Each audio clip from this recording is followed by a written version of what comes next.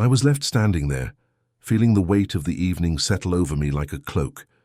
The masked faces around me seemed more sinister now, their smiles hiding who knew what dark secrets. Was I just another pawn in this game?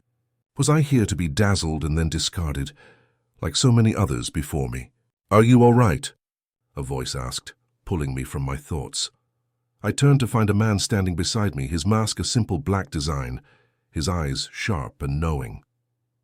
He had the air of someone who didn't quite belong here, but who had found a way to blend in regardless. "I'm fine," I said, forcing a smile, though I could feel the tension in my shoulders. "Just thinking," he gave me a half smile. "Careful with that. This place is full of distractions. People with masks, people with agendas. They'll lead you down paths you don't want to go." I stared at him, taken aback by his bluntness.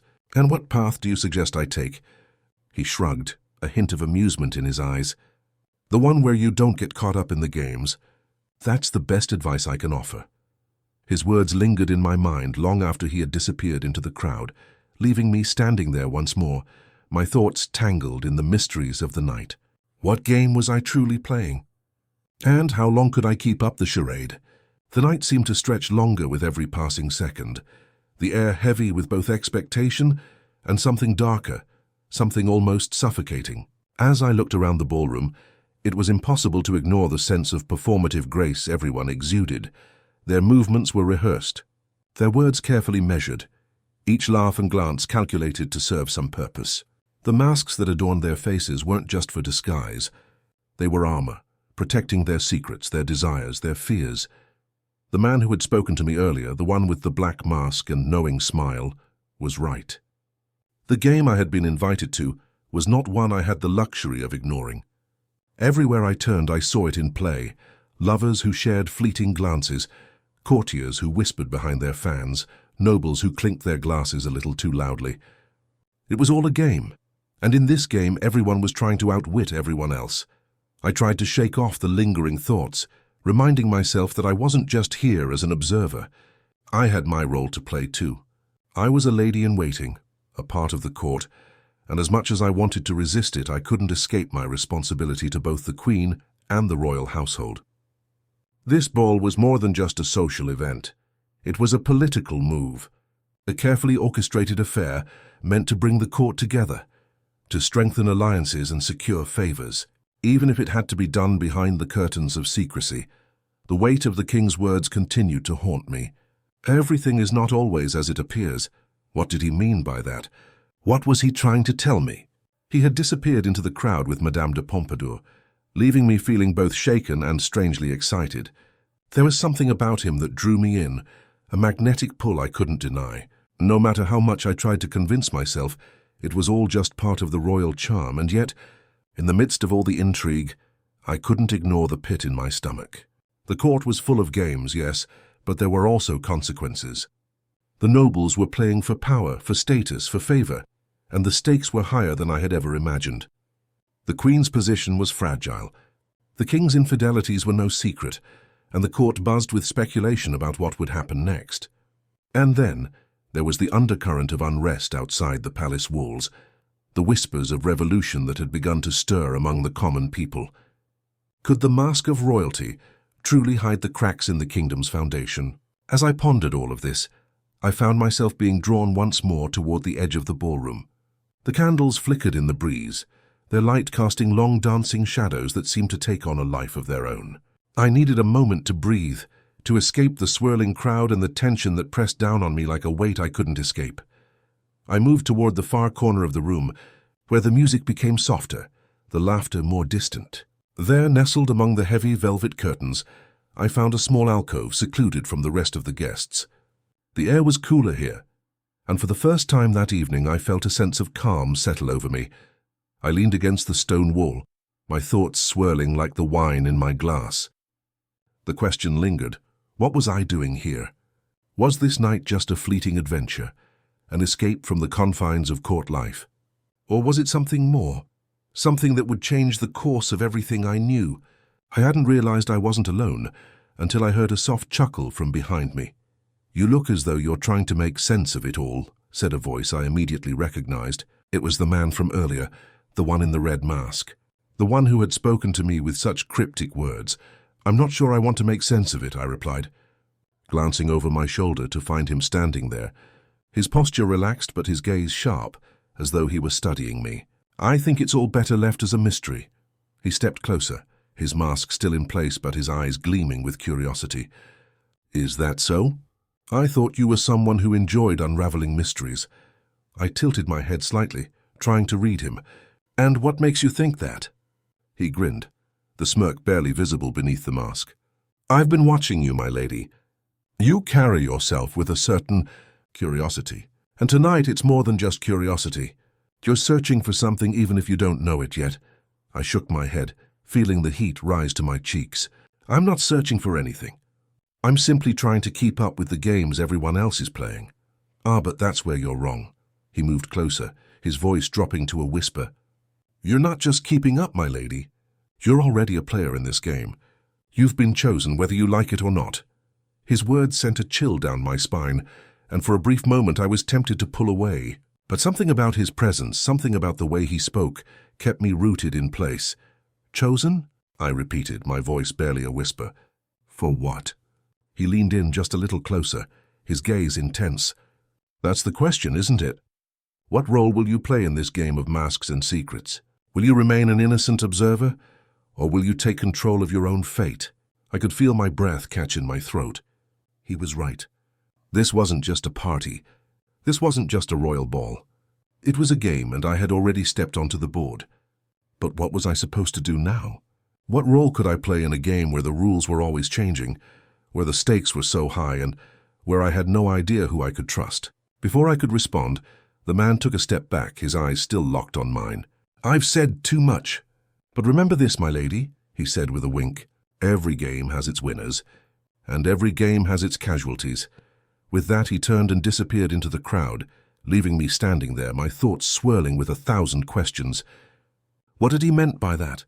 What was I supposed to do with the information he had just given me? I stood there for what felt like an eternity, the sound of the ball's music now distant in my ears. I was no longer just a bystander in this game. I had been thrust into the center of it, whether I liked it or not, and the longer I stood there, the more I realized that I might never be able to walk away. The weight of the night pressed in on me, thick with secrets and unspoken promises. I wanted to believe I could slip away, retreat back into the shadows of the court, and escape the tension that had wrapped itself around me like an iron chain. But the longer I stood there, the more I realized there was no turning back. The game had already begun, and I was a player whether I liked it or not. I stepped away from the alcove, feeling the cool air of the ballroom once again rush over me as I rejoined the throng of masked figures. The music was still playing, but it felt distant now, like the heartbeat of a world I no longer fully understood. The king, the court, the whispered conversations, they all seemed so far away, as if I were watching from behind a veil. I didn't belong here, not really. I wasn't made for this world of intrigue, of power games and hidden alliances. But here I was, tangled up in it, unable to untangle myself. The man in the red mask, the one who had spoken to me so cryptically, was nowhere to be seen. The more I thought about him, the more his words swirled in my mind. Every game has its winners, and every game has its casualties. I shivered, not from the cold but from the weight of what he had said. What did he know? What was he trying to warn me about?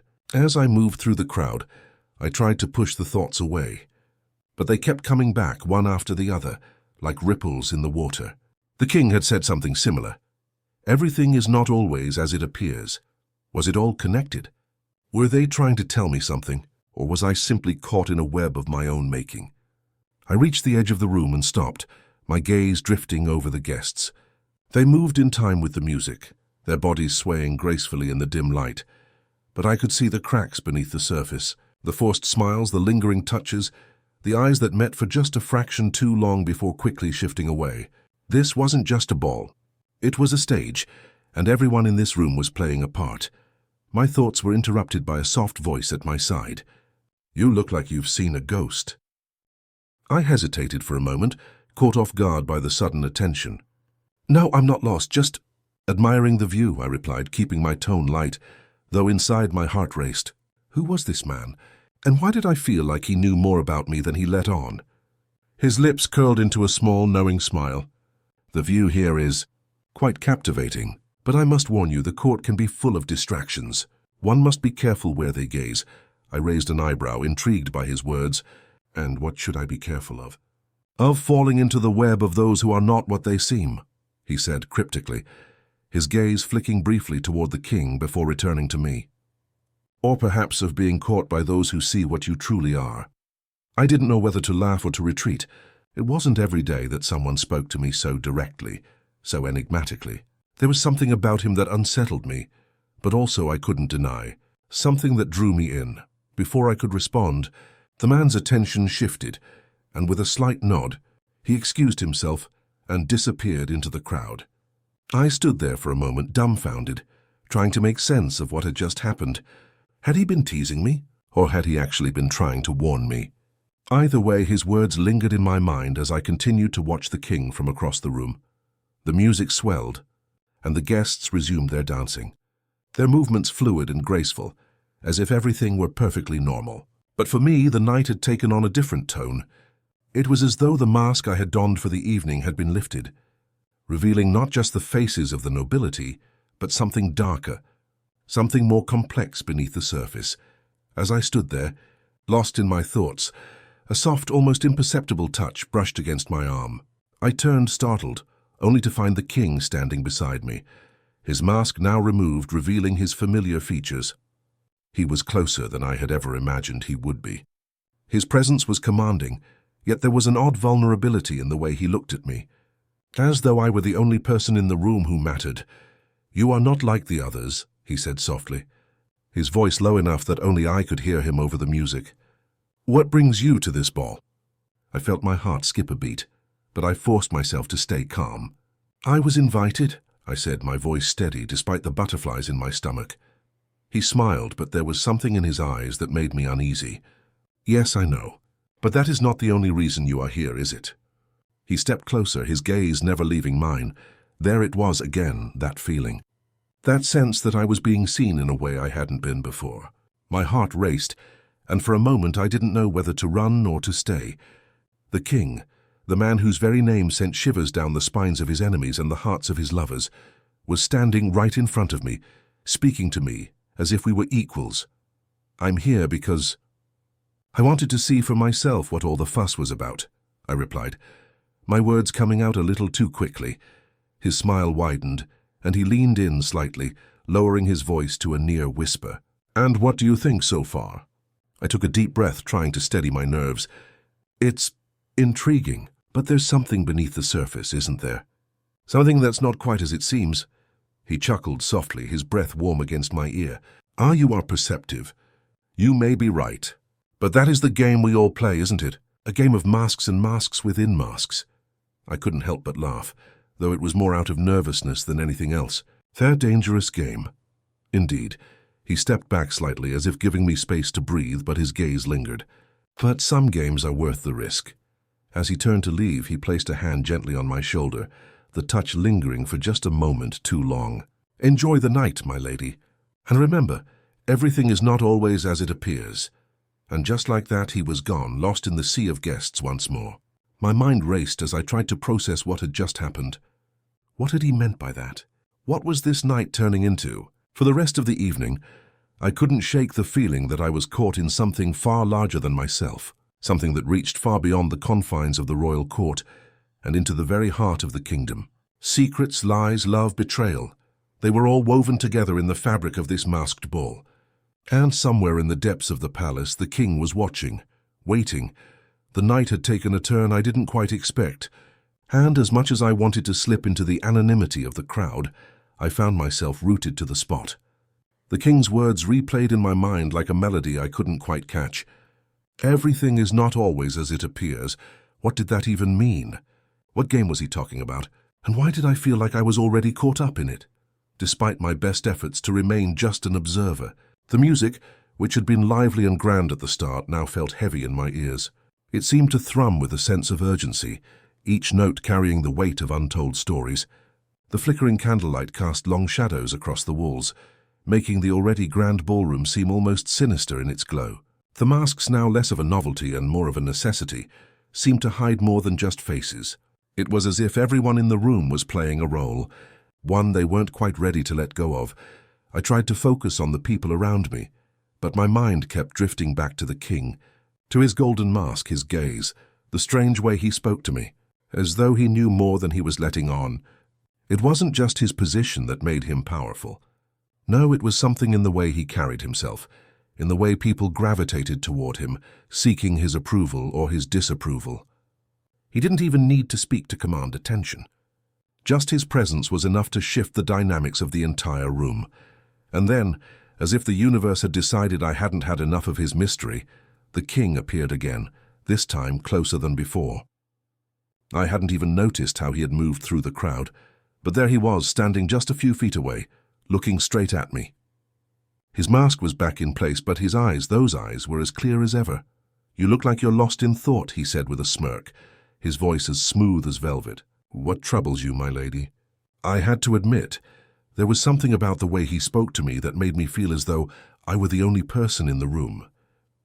He had a way of making everything else fade into the background, as if the world was just a backdrop to our conversation. I wasn't sure if it was flattering or terrifying, but I knew one thing. I couldn't just stand there and let him control the situation. "I'm not lost," I said, my voice steadier than I felt. "Just trying to make sense of this night." His smile widened as if he'd won some secret victory. "Ah, yes, it's all a bit overwhelming, isn't it? But that's the way of these things. The masks, the secrets, the games we all play. It's what makes it so exciting." I couldn't help but laugh, a little too nervously for my own liking. "Exciting, you say? Or is it just the art of keeping us all guessing?" His eyes glinted, a spark of something I couldn't quite identify flickering behind them. "Perhaps it's both," he replied, his voice dropping lower as though sharing some intimate secret. "But you must understand, my lady, there are always stakes to be played in this game. The question is, what are your stakes?" The question hung in the air between us, thick and heavy.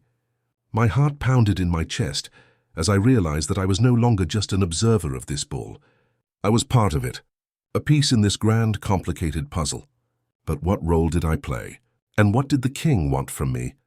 Before I could answer, a figure stepped into our conversation, breaking the fragile bubble that had formed between the king and me. I turned to find none other than Madame de Pompadour, her mask a delicate lace of gold and black. Her smile as composed as ever. "Your Majesty," she said, her voice laced with an almost tangible sweetness. "I do hope I'm not interrupting." The king turned to her with a smile that didn't quite reach his eyes. "Of course not, madame." "Always a pleasure." Madame de Pompadour's gaze flicked toward me, and for a brief moment I felt a flicker of recognition pass between us. She was the queen's favorite, and her influence at court was unmatched. But tonight, she seemed to be playing her own game, one I wasn't entirely sure I understood. "I see you found our guest of honor," Madame de Pompadour said, her tone light, but I couldn't shake the feeling that she knew more than she let on. She gave me a slight nod, and it felt more like a command than a greeting. The king chuckled, his eyes flicking back to me. "Indeed, I have, and I find her to be a most intriguing puzzle." I had to bite my lip to keep from rolling my eyes. A puzzle. This was turning into something far more complicated than I had signed up for. And yet, despite myself, I couldn't help but be drawn deeper into this web of intrigue. "Forgive me." "Your Majesty," Madame de Pompadour said, her voice smooth as honey. "But I must steal you away for a moment. There are matters that require your attention." The king glanced at her, then back at me, his gaze lingering a moment too long. "Of course, madame." "My lady," he said, giving me a small bow. "Enjoy the evening. We shall speak again soon, I'm sure." And just like that he was gone, swept away by the tide of nobility that seemed to flow wherever he went. I watched him disappear into the crowd, my mind still racing from our brief exchange. I had never been invited to a royal ball before. Sure, I had attended my fair share of grand gatherings, where the champagne flowed like water, and the chatter buzzed so loudly you'd think the whole court was a beehive. But this invitation, this one, was different. It had the air of something important, something secret. Gay ball held under the cover of night, masked and unspoken of in the corridors of the palace, with only the most distinguished of the court in attendance. And here I was, sitting at my vanity, staring at the letter like it had come from the heavens themselves. Now, don't get me wrong.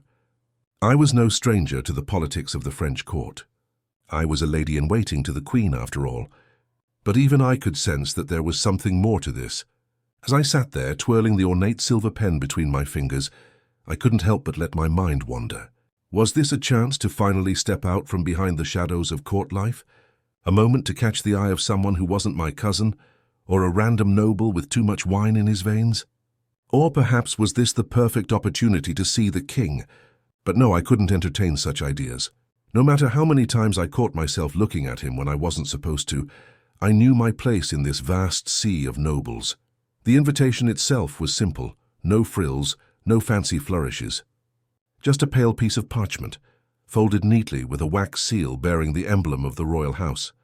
In elegant cursive it simply read, "Your presence is requested at a private ball at the royal palace. Masked attire only, midnight." I stared at it for what felt like an eternity. Midnight. That was hardly a time for the common folk, and here I was, invited to something that by all rights should have been exclusive only to the highest circles of nobility. I wasn't sure whether to be thrilled or terrified. "Don't overthink it," I muttered to myself, tossing the letter aside. But deep down I knew I was overthinking it. This could change everything. And the worst part? It had come with absolutely no explanation, no hint of who else had received such an invitation. Not even the Queen had mentioned it, which made it all the more intriguing. I decided to prepare for the night, regardless of the swirling thoughts in my head. After all, what was life without a little mystery and excitement? I glanced at the mirror one more time, checking my reflection. Not bad. My dress was fine, but for this ball, fine wouldn't do. Oh no. This ball required something special, something that would make me stand out in a sea of faces, yet still blend in with the grandiosity of the event. A few hours later, I was in my chamber, standing in front of the wardrobe, the bustle of court life already fading into the background. The tailor had worked tirelessly to create a gown befitting the royal affair. The pale blue fabric shimmered like the sky just before dawn, with lace cascading down the sleeves in intricate patterns. My mask was a simple thing, a silver filigree piece that barely covered half my face, with just enough detail to leave a hint of mystery. I wasn't sure what to expect when I finally arrived at the palace. My mind raced through all the possible scenarios. Who would I meet? Would the king himself be there, as the rumors suggested? My heart fluttered at the thought of him. A woman could never escape the allure of royalty, could she? As the clock struck midnight, I made my way to the royal palace. The grand courtyard was eerily silent, the only sound the shuffle of my shoes against the cold stone. I had never seen the palace so quiet before. It felt like a different world entirely, one that wasn't quite sure what to do with me. The torches flickered in the breeze, casting strange shadows across the marble statues of long-dead kings. And there in the distance stood the massive doors to the ballroom, guarded by two tall, silent men in lavish uniforms. They did not speak a word as I approached, only offering me a courteous nod as they swung the doors open to reveal the world inside. The sight that greeted me left me momentarily speechless. The room was bathed in candlelight, the flickering flames dancing across the walls, casting everything in a warm, golden glow. Everywhere I looked, nobles, courtiers, and artists mingled, their faces hidden behind masks of all shapes and sizes. There were no formal introductions, no pleasantries exchanged. People simply moved, glided through the room like shadows with no clear purpose other than the delight of the evening. I felt a twinge of nervousness, but it quickly passed. I was a lady of the court, and though this ball was different from anything I had experienced, I knew how to conduct myself. I straightened my back, took a deep breath, and stepped into the crowd. At first I tried to blend in, easing myself into the edges of the room, observing the guests. They were all so elegant, so poised, as if they had rehearsed their every move, but there was something in the air that I couldn't quite place. It was as if the air itself was thick with secrets. The whispers, the fleeting glances, there was something undeniably illicit about it all. It wasn't just a party. It was a gathering of people who were playing a dangerous game, each mask hiding their true intentions. I tried to keep my gaze steady, but every so often, my eyes would drift toward one particular figure across the room, the king. There he was, seated on an elevated platform, as though he were the very center of the universe. His face was hidden behind a golden mask, but I could still feel the intensity of his presence. His eyes scanned the crowd, meeting the gaze of many, yet never lingering too long on any one person. Was I imagining it, or did I catch a brief flicker of recognition when his eyes fell on mine? Surely I was imagining it. There was no way he could have noticed me, not in a room so full of masked faces. I was about to look away when I saw something that made my heart skip a beat. Madame de Pompadour, the Queen's most trusted lady-in-waiting, was standing beside the king. They were speaking in hushed tones, their conversation hidden beneath the music and chatter of the room. What were they talking about? I couldn't be sure, but I caught the occasional gesture that seemed to suggest something more than mere pleasantries. The evening was only just beginning, but already it felt like the weight of 1,000 unspoken words hung in the air. And though I had come here to be part of something special, part of me couldn't shake the feeling that I had just walked into a web of secrets that would change everything. I moved further into the crowd, my mind swirling with thoughts of what was happening around me. There were so many faces, so many people, and yet, despite the grandiosity of it all, I felt more alone than I had ever felt before. This was no ordinary night. This was the beginning of something that would leave its mark on me, on everyone here. And for better or worse, I was caught up in it now. The night seemed to stretch on endlessly, each passing moment weighed down by the sensation that something important was unfolding, just beyond the grasp of my understanding. I tried to shake off the unease that crept up my spine, but it clung to me like a shadow. As I weaved through the crowd, the faces around me remained obscured by their masks, but their movements, their energy, spoke volumes. There was a sense of freedom in the anonymity the masks provided.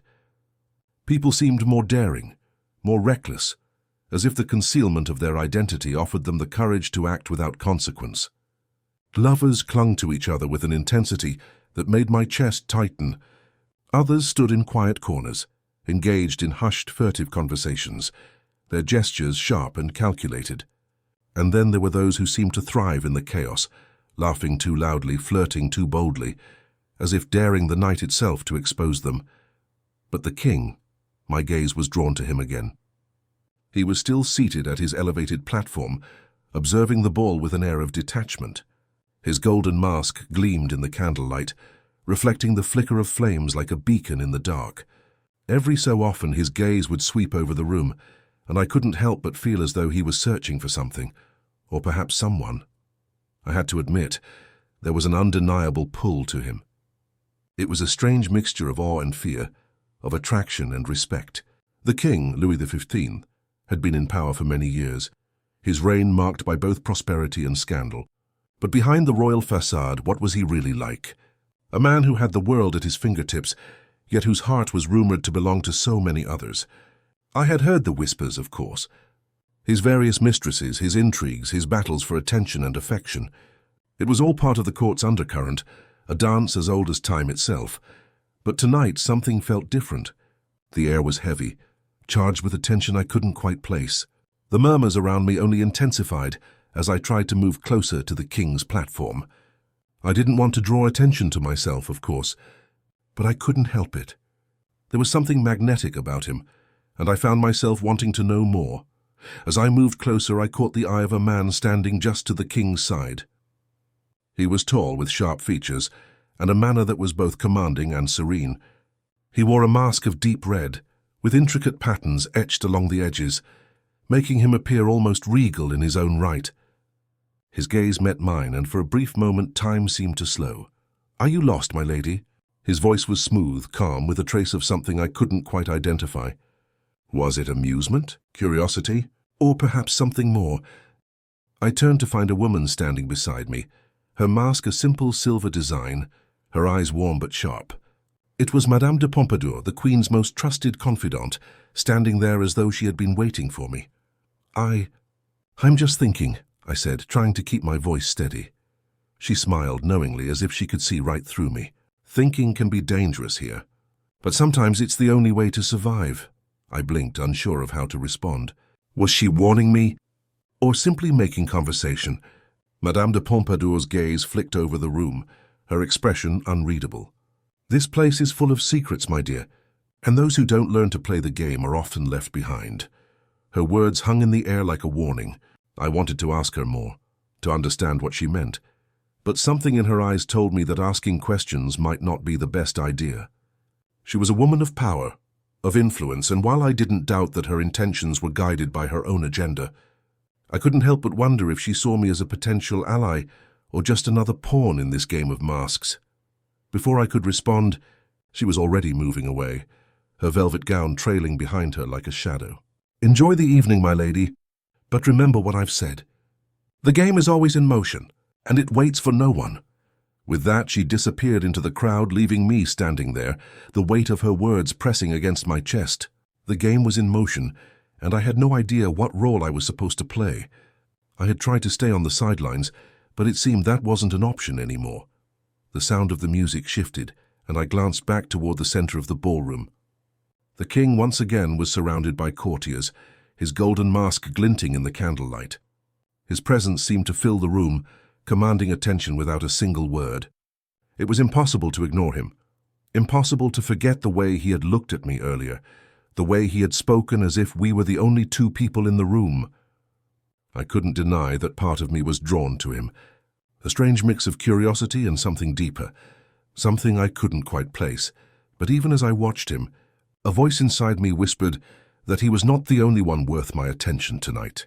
There were other figures in the crowd, other faces behind masks, each with their own agenda, their own secrets. How many of them were playing the same game I had been pulled into? And then, as if summoned by my thoughts, a figure appeared at my side. He was tall, with a strong build and dark hair that fell in soft waves around his face. His mask was a deep crimson, almost as if it had been made to blend into the shadows, and his eyes, sharp and calculating, held a knowing glint. I had seen him before, briefly, from across the room, but now he was standing right beside me. For a moment, neither of us spoke. We simply stood there, the soft music swirling around us, the atmosphere thick with tension. Finally, he spoke. "I thought I might find you here." I turned toward him, trying to keep my voice steady. "And why is that?" He chuckled softly, the sound almost drowned out by the music. "You've caught the eye of the king, haven't you?" I blinked, surprised by his words. I don't know what you mean."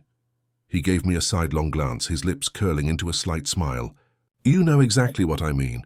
The way he looked at you, the way he spoke to you earlier. It's no secret that the king is intrigued by you." I felt a flush creep up my neck, but I quickly suppressed it. "That's ridiculous. He's a king. He speaks to everyone that way." He shook his head as if he knew more than he was letting on. "You may believe that, but I've seen it before. The king does not waste his attention on just anyone." His words hit me harder than I wanted to admit. There was something unsettling about his certainty, the way he seemed to know everything before I even said a word. But rather than let myself be swept away by his insinuations, I held my ground. "And what exactly is it that you want from me?" I asked, my voice low but firm. He smiled, but it wasn't a smile of reassurance. It was the smile of someone who knew exactly what they wanted and wasn't afraid to take it. "I'm not here to want anything, my lady. I'm here to offer you something and a choice." "A choice?" I repeated, narrowing my eyes. "And what kind of choice might that be?" He leaned in slightly, his voice dropping to a whisper. "To play the game, or to sit on the sidelines.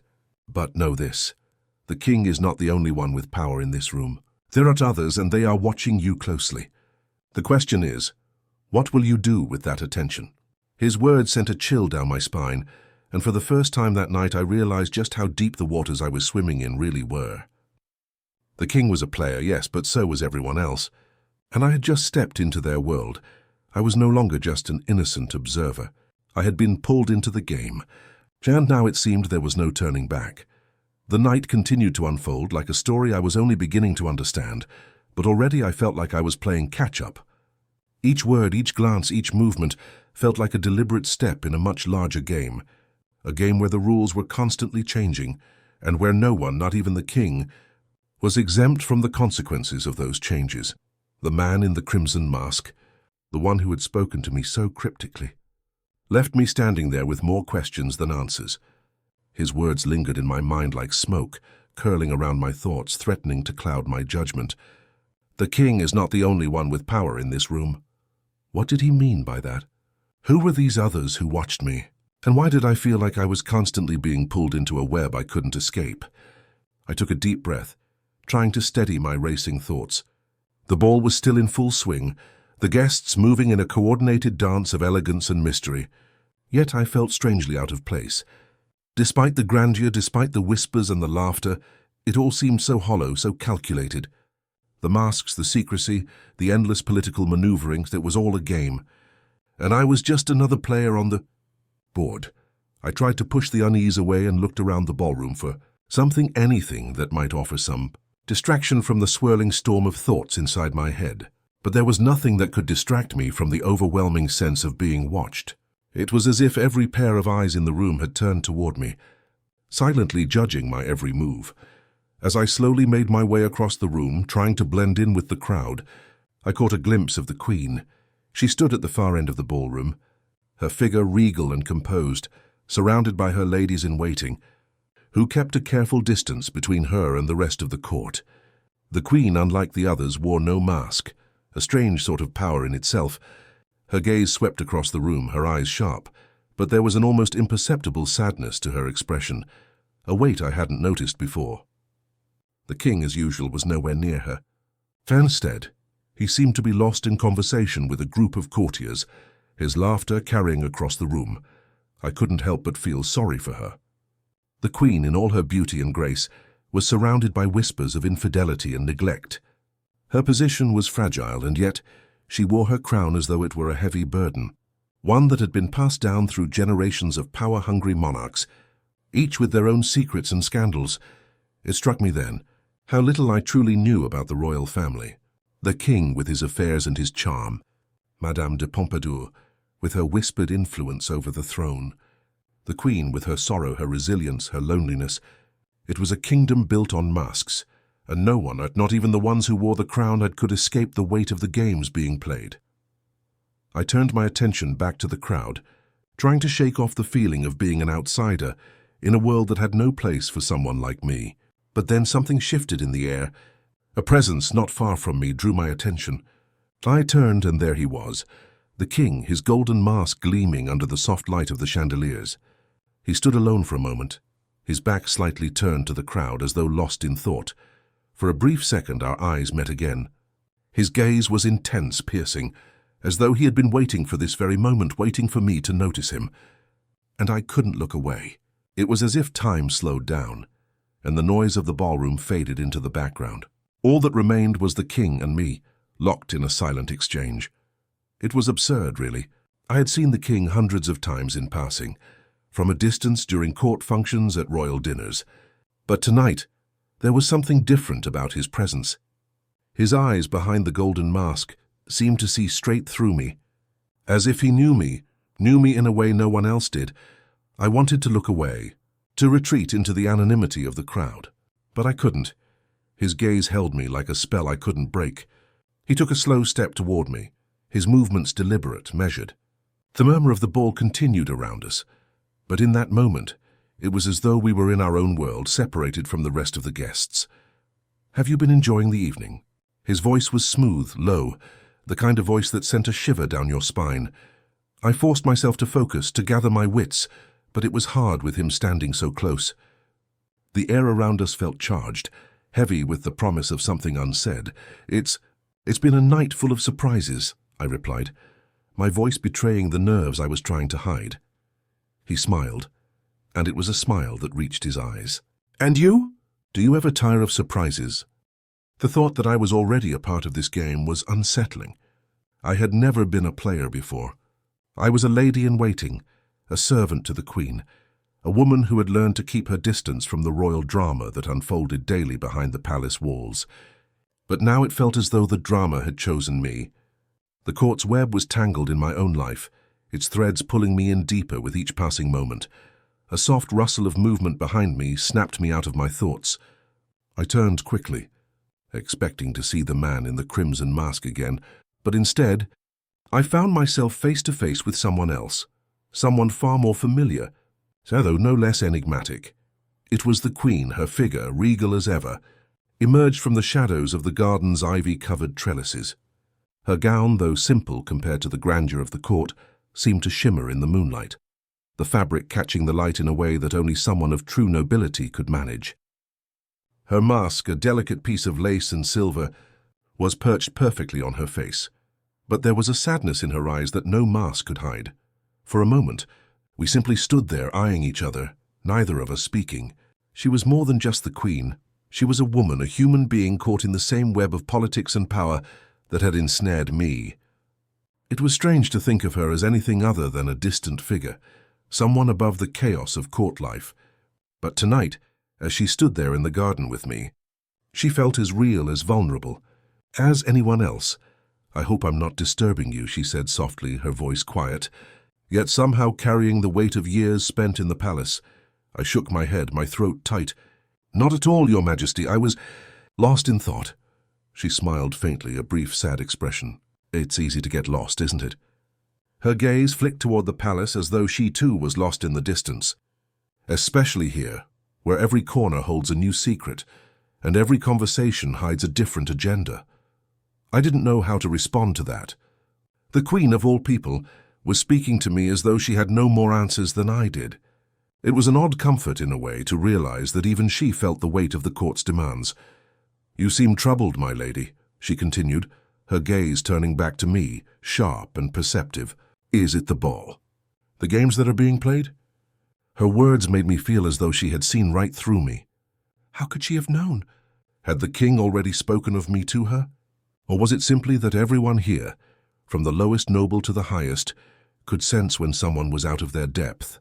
I'm not sure," I admitted, my voice soft. "It's just that everything here feels overwhelming." I thought I understood the court, but now I realize I know nothing. The Queen regarded me silently for a moment, as if considering my words carefully. Then she took a step closer, lowering her voice so that only I could hear her. "So you're not alone in feeling that way. None of us truly know the game we're playing until it's too late." Her words hit me like a cold wave, but it wasn't fear that I felt. It was understanding. It was as if she had given me permission to feel what I had been too afraid to acknowledge. I was lost. I was caught in something bigger than myself, something that was already in motion, and I had no choice but to play along. I looked at her then, really looked at her, and for the first time, I saw her not as the queen but as a woman who had been playing this game for far longer than I had. She was no longer the untouchable, distant figure I had once seen her as. She was human, and that humanity made her even more powerful in my eyes. "What do you mean?" I asked quietly. "What game are we playing?" The Queen sighed, the weight of the world seemingly resting on her shoulders. "A game of survival, my dear. A game of power, love, betrayal, and secrets. It is the game that has been played at court for centuries, and it is the game that will continue to be played long after we are gone." She paused, her eyes scanning the garden, as if she too was lost in her thoughts. "Everyone here has their part to play. Some choose to hide behind their masks, others are more open in their desires. But no one is truly safe. Not even me." She met my gaze, her eyes steady, though there was a flicker of something I couldn't place. "Not even the king." Her words sent a shiver down my spine. The king, whom I had thought was untouchable, even to the Queen, was just as much a player in this game as anyone else. But what was the price of this game? What did it cost to be at the center of it all, to wear the crown and the mask? "I don't know if I'm strong enough for this," I confessed, my voice barely above a whisper. The Queen's expression softened, and for a brief moment she reached out, placing a hand gently on my arm. It was an unexpected gesture, one that spoke of compassion and shared understanding, something rare in a world where emotions were often hidden behind masks. "You are stronger than you think," she said, her voice quiet but filled with conviction. "But remember, strength is not always about power. Sometimes it's about knowing when to walk away and when to stay in the fight. The choice will be yours, my lady." I nodded, though her words didn't bring the comfort I had hoped for. Instead, they only made me more aware of the stakes that I hadn't fully understood until now. The Queen had given me a glimpse into the true nature of the court, and in doing so, she had opened a door I wasn't sure I was ready to walk through. But I had no choice. The game had already begun, and I was caught in its web, just like everyone else. "Thank you, Your Majesty," I said softly, my voice barely more than a whisper. The Queen gave me a small, knowing smile before turning to leave. "Be careful, my dear. And remember, nothing is ever as it seems here, not even the people you trust. With that, she walked away, leaving me alone in the garden once again. I watched her disappear into the darkness, the weight of her words pressing heavily on my chest. The game had already begun, and I had no choice but to play. The Queen's departure left me standing in the garden, alone with my thoughts and the eerie silence of the night. The soft rustling of the leaves in the cool breeze was the only sound that accompanied me, and it felt as though the entire world had paused, waiting for me to make the next move. What had she meant by, "Nothing is ever as it seems"? And the idea of trust, so foreign to me in this world of masks, had me questioning every interaction I had had tonight. Was anyone here truly who they appeared to be? The king, Madame de Pompadour, the courtiers all around me, were their smiles genuine, or were they simply performances, carefully rehearsed and delivered with a skill that made everyone around them believe the illusion? I stood there for a long while, caught between the cool embrace of the garden and the heat of the ballroom, waiting for me beyond the door. My mind felt like it was spinning, caught between what I had been taught to believe about royalty and the reality that I had just begun to see. A reality where loyalty was not always rewarded, and where the pursuit of power overshadowed even the deepest of personal desires. I was pulled out of my thoughts by a soft rustle nearby. I turned, expecting to find the mysterious man in the crimson mask again, but instead I was greeted by a familiar face. It was the same man who had tried to warn me earlier, the one who had spoken so cryptically about the game being played. His crimson mask gleamed in the moonlight, and though I had seen him before, tonight he seemed different. There was a sense of purpose in his movements, a quiet confidence that only made me more uneasy. "Are you enjoying the evening now, my lady?" he asked with a slight smirk, stepping closer, as though the garden had been built for private conversations like this one. I didn't respond right away, unsure of what to say. The truth was, I didn't know how I felt. Every time I thought I might begin to understand the night's events, the walls seemed to shift, and I found myself lost again in its labyrinth. "I'm not sure enjoying is the right word," I said, my voice strained, "but I'm definitely learning more than I thought I would." His eyes glinted with amusement, and he seemed to study me with an intensity that sent a chill down my spine. "Learning is always good, my lady," he replied, taking another step closer, his gaze never leaving mine. "But the question is, what will you do with that knowledge?" His words felt like a weight, and I couldn't quite tell if he was warning me or simply speaking to test my reaction. "I'm not sure I'm ready to play whatever game you think is happening here," I said, my tone firm despite the apprehension growing within me. He chuckled softly, the sound like a soft rasp against the stillness of the garden. "Oh, my lady, you don't have a choice. The game is already in motion. The question is whether you will play by the rules, or make your own." I felt a flash of irritation rise in me. "Rules? I don't even know the rules." He took a step back, raising his hands in mock surrender. "That's the beauty of it. You'll learn them as you go. The court is a constant game of shifting alliances, of whispered promises and broken trusts. It's not about following the rules. It's about knowing when to break them." I stared at him, my frustration bubbling to the surface. "So you're saying that the only way to survive here is to become part of the deception?" He smiled, and for the first time I saw a flicker of something almost sympathetic in his eyes. "Survival, my lady, is about understanding the game. The deception, the lies, they are simply part of the play. It's not about being good or bad. It's about winning. You must decide if you want to play to win, or if you want to remain a pawn in someone else's game." His words echoed in my mind as he turned and began to walk away, leaving me standing there, more confused than ever. Play to win. I hadn't even known the rules existed, let alone how to win. For a moment I stood still in the garden, the weight of his words pressing down on me.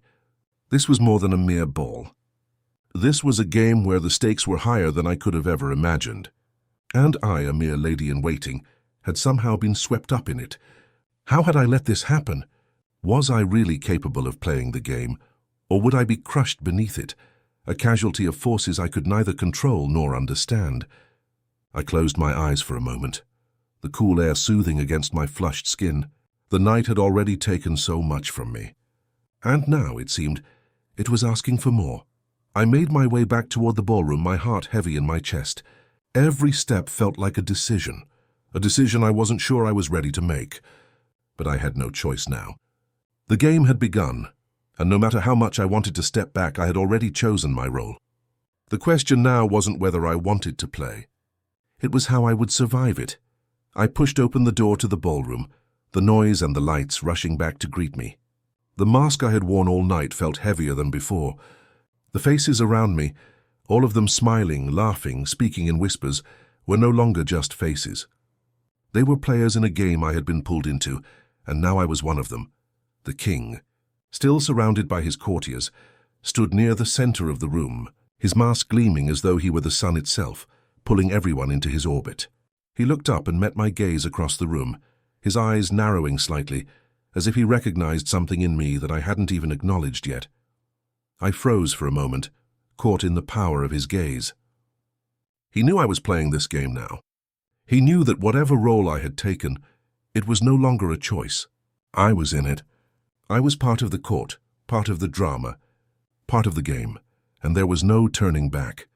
The ballroom felt suffocating as I re-entered, the air thick with perfume, the low hum of conversation, and the rhythmic swell of the music that seemed to vibrate through the floor beneath me. But it wasn't the music or the chatter that held my attention. It was the king. There he stood at the center of it all, like a dark star around which the entire galaxy of the court orbited. His golden mask gleamed under the chandeliers, and even though I was across the room, I could feel his presence, like an invisible force pulling everything toward him. It wasn't just his power that drew people to him. It was the mystery, the danger, the knowledge that whatever happened within these walls was his to control. I tried to shake off the feeling, but it lingered. This game, the one I had been pulled into, had no clear rules. Not even the king, with all his authority, seemed to have the power to control every aspect of it. His eyes, I realized, were still on me, and in that moment, I couldn't decide whether I was terrified or exhilarated by the attention. I looked away quickly, my hands suddenly clammy, my mind racing. I couldn't let him see how much his gaze affected me, how much his presence unsettled me. The game was already dangerous, and I knew I needed to find my place in it. But where? How? The music shifted, and the guests around me moved in a smooth, practiced dance, but my mind was far from the steps they were performing. I had been given a chance to make a choice. The Queen had told me that strength wasn't about power, but knowing when to stay and when to walk away. But was I strong enough to make that choice? Could I really just walk away from everything? From the court, from the intrigue, from the king himself? My thoughts were interrupted by a familiar voice. "You seem deep in thought, my lady." I turned to find the man in the crimson mask again, his expression unreadable as he stood beside me. He had appeared so suddenly, I almost felt as if he had materialized out of the shadows. Perhaps that was part of his charm. Or perhaps his role in this game was to watch and observe, just as I was being watched. "I'm trying to make sense of everything," I said quietly, my voice betraying more frustration than I intended. "But nothing here makes sense. I don't know what I'm supposed to do." He studied me for a moment, his gaze almost pitying, though there was a hint of something else in his eyes, something like amusement. "That's the nature of this place, my lady. Nothing here makes sense, and yet everything is part of a grand design. The court is a place of secrets, of hidden meanings, of games played beneath the surface. You must learn to play the game or you will be left behind." "I'm already behind," I muttered under my breath, but he caught the words. "You think you're behind?" He laughed softly, his voice low and smooth like a secret shared between us. "You're not behind, my lady. You're already ahead of most. The king's eyes are on you. That's not something that happens by accident." I froze. The king. His gaze had never left me, had it? My chest tightened, and I tried to focus on the man before me, to remind myself that I was talking to someone who was playing this game just as much as I was. "Is that supposed to be a compliment?" I asked, my voice steady, though my hands were shaking slightly. "I don't want the king's attention. I didn't come here for that." The man's smile was faint but knowing. But that's where you're wrong, my lady. You've already caught his attention. You've already stepped into the game, whether you want to or not. The question now is what you'll do with it." I didn't know how to respond to that. Part of me wanted to reject everything he said, to tell him I didn't want to be part of this courtly drama, to retreat to a life where I could pretend none of this was happening. But the truth was I couldn't ignore it. I had already crossed a line, and there was no going back. The music picked up again, and I found myself moving with the rhythm of the crowd, despite the storm of thoughts swirling in my mind. The man in the crimson mask remained beside me, watching me carefully as though trying to read my every move. I wasn't sure whether I liked it or feared it. "I didn't ask for this," I said, the words slipping out before I could stop them. The man's eyes softened slightly. "None of us asked for it. But we all get pulled in sooner or later." There was something about the way he said that, something like resignation, that made me pause. Was he just another player in this game, or was he trying to warn me? Did he see something in me that I couldn't see in myself? "You'll have to decide soon," he continued, his voice lower now, more serious. "You've been noticed. And when that happens, things move quickly. You can't afford to hesitate." I swallowed hard, the weight of his words pressing down on me. Could I afford to hesitate? Was I already too late to make a decision that would keep me safe? Or had I already been caught in a trap of my own making? I didn't have an answer for him, but I didn't need one. The music swelled again, louder now, and I found myself pulled into the dance of the court once more, my feet moving on their own accord. Around me the guests laughed and flirted, exchanging pleasantries and whispered promises, each of them hidden behind their masks, each playing their own role. But I wasn't like them. I wasn't ready for this game, this life. And yet I was already a part of it. The question now was whether I would learn to play, or be swept away by forces far larger than I could control. As I glanced up, my gaze once again met the king's across the room. His mask gleamed in the candlelight, his eyes fixed on me as though he were waiting for something. Something that only I could give. I couldn't escape him. Not now, not ever. The king's gaze lingered for what felt like an eternity. His eyes, hidden behind the golden mask, seemed to see right through me, to pierce into something deeper than the surface. It was as if he knew the questions that were swirling in my mind, the confusion, the fear, the uncertainty that gripped my chest. I turned away quickly, not wanting to acknowledge the effect his presence had on me. I couldn't afford to be caught in his web, to be drawn into whatever game he was playing. But it was too late, wasn't it? The moment I had stepped into the ballroom, the moment I had accepted the invitation, I had already made my choice. I tried to focus on the dance, on the rhythm of the music that surrounded me. But every beat, every movement seemed like a reminder that I was no longer just an innocent bystander. I had entered the court's world, and now I had to find a way to navigate it without losing myself in the process. The man in the crimson mask remained close, his presence a constant, like a shadow that I couldn't shake off. His words echoed in my mind. "The king's eyes are on you. You've already stepped into the game." He was right. The king's attention was no accident. I had been pulled into this world, whether I was ready for it or not. And now I had to figure out what role I would play. I shook my head, though I wasn't sure if I was lying to him or to myself. "I think I've had my fill of surprises for the night." He took another step closer, his presence overwhelming. There was no mistaking it now that he was here for me.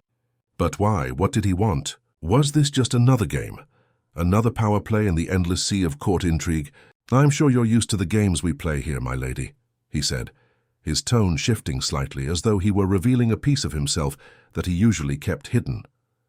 "But every game has its turning point, its moment of reckoning. And tonight it seems that moment has come." I didn't know how to respond to that.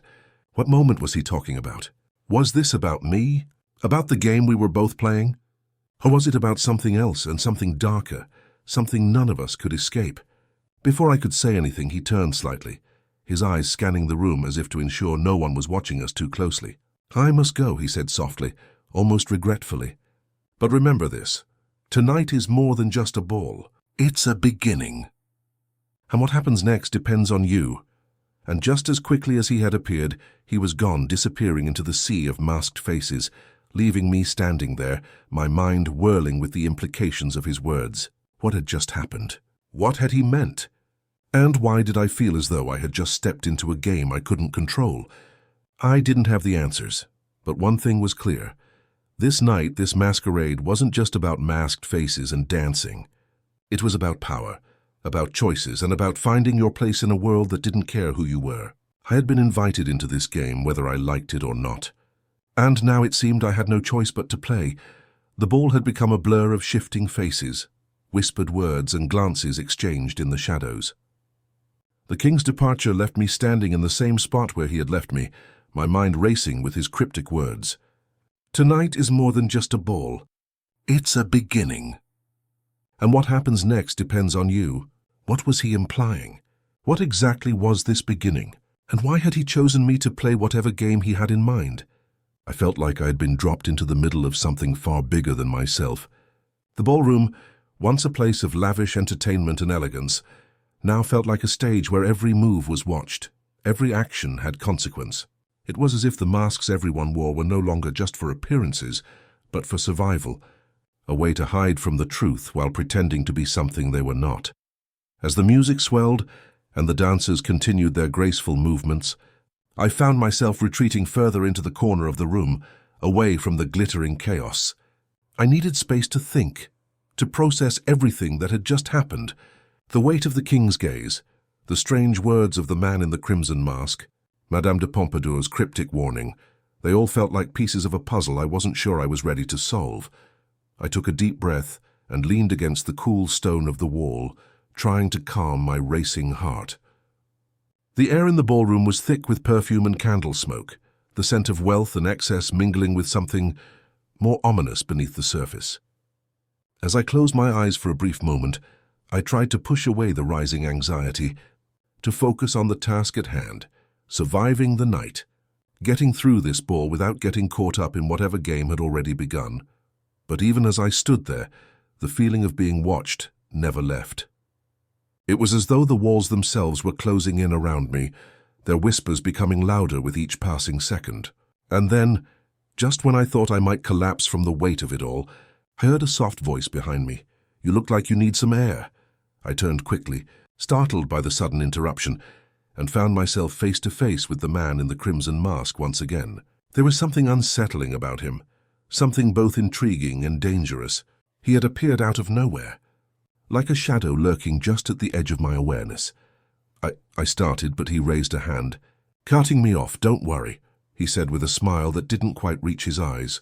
"I'm not here to cause trouble. I just thought you could use a moment to catch your breath." He gestured toward a small side door leading out to the gardens. "The night air might help clear your mind." I hesitated, my instincts telling me to be cautious, but something in his demeanor made me lower my guard, even if just a little. Perhaps it was the fact that he had been the only one so far to speak to me without the weight of a hidden agenda. Or perhaps it was the fact that I was desperately in need of a break from the suffocating tension inside the ballroom. I nodded slowly. "A moment of peace sounds welcome." He gave a small nod in return, and with a courteous gesture he led me through the door and into the cool, quiet night. The contrast between the chaos of the ballroom and the serenity of the garden was jarring. The garden was lush, filled with roses and vines that climbed up trellises, their petals glowing faintly in the moonlight. The air was crisp and fresh, a welcome relief after the heavy atmosphere inside. We walked in silence for a few moments, the sound of our footsteps muffled by the gravel path beneath us. The garden was secluded, hidden from view of the ballroom, and for the first time in hours I felt as though I could breathe again. The weight of the court, of the king's gaze, of the game I had been pulled into, seemed to fade slightly in the stillness of the night. "So," he said, breaking the silence, "what do you think of the ball?" I glanced over at him, unsure of how to answer. It felt strange, talking to him without the barriers of the ballroom, without the weight of social obligations or the watchful eyes of the court. Here it was just the two of us, under the quiet gaze of the stars. "It's overwhelming," I admitted. "I didn't expect it to be so intense." He chuckled softly, his voice low and smooth. "Oh, it's always intense. But that's the nature of the court, isn't it? Power, intrigue, games within games. It's all a carefully orchestrated dance, one that's meant to keep you on your toes." I looked at him sharply, his words striking a nerve. "Games within games? What do you mean by that?" He met my gaze with a knowing smile, his eyes sparkling with a hidden amusement. "You're already starting to understand, aren't you? This isn't just a party, my lady. This is about much more than just dancing and courtly charm. This is where alliances are made, where power is brokered, and where secrets are traded for favors." I felt my heart rate quicken as I realized the full weight of his words. This wasn't just a night of entertainment. This was a moment, a crucial moment in a much larger game that I had unknowingly stepped into. "I don't want to be a part of this," I said, my voice barely above a whisper. "I didn't come here for this." He stopped walking and turned to face me fully, his expression softening slightly. "No one comes here for this, my lady, but you're already part of it. You've been chosen, and once you're chosen, there's no going back." His words felt like a slap, hard and unavoidable. It wasn't just the king or Madame de Pompadour who had their sights set on me. It was the entire court, the entire kingdom, it seemed. The weight of that realization hit me like a ton of bricks.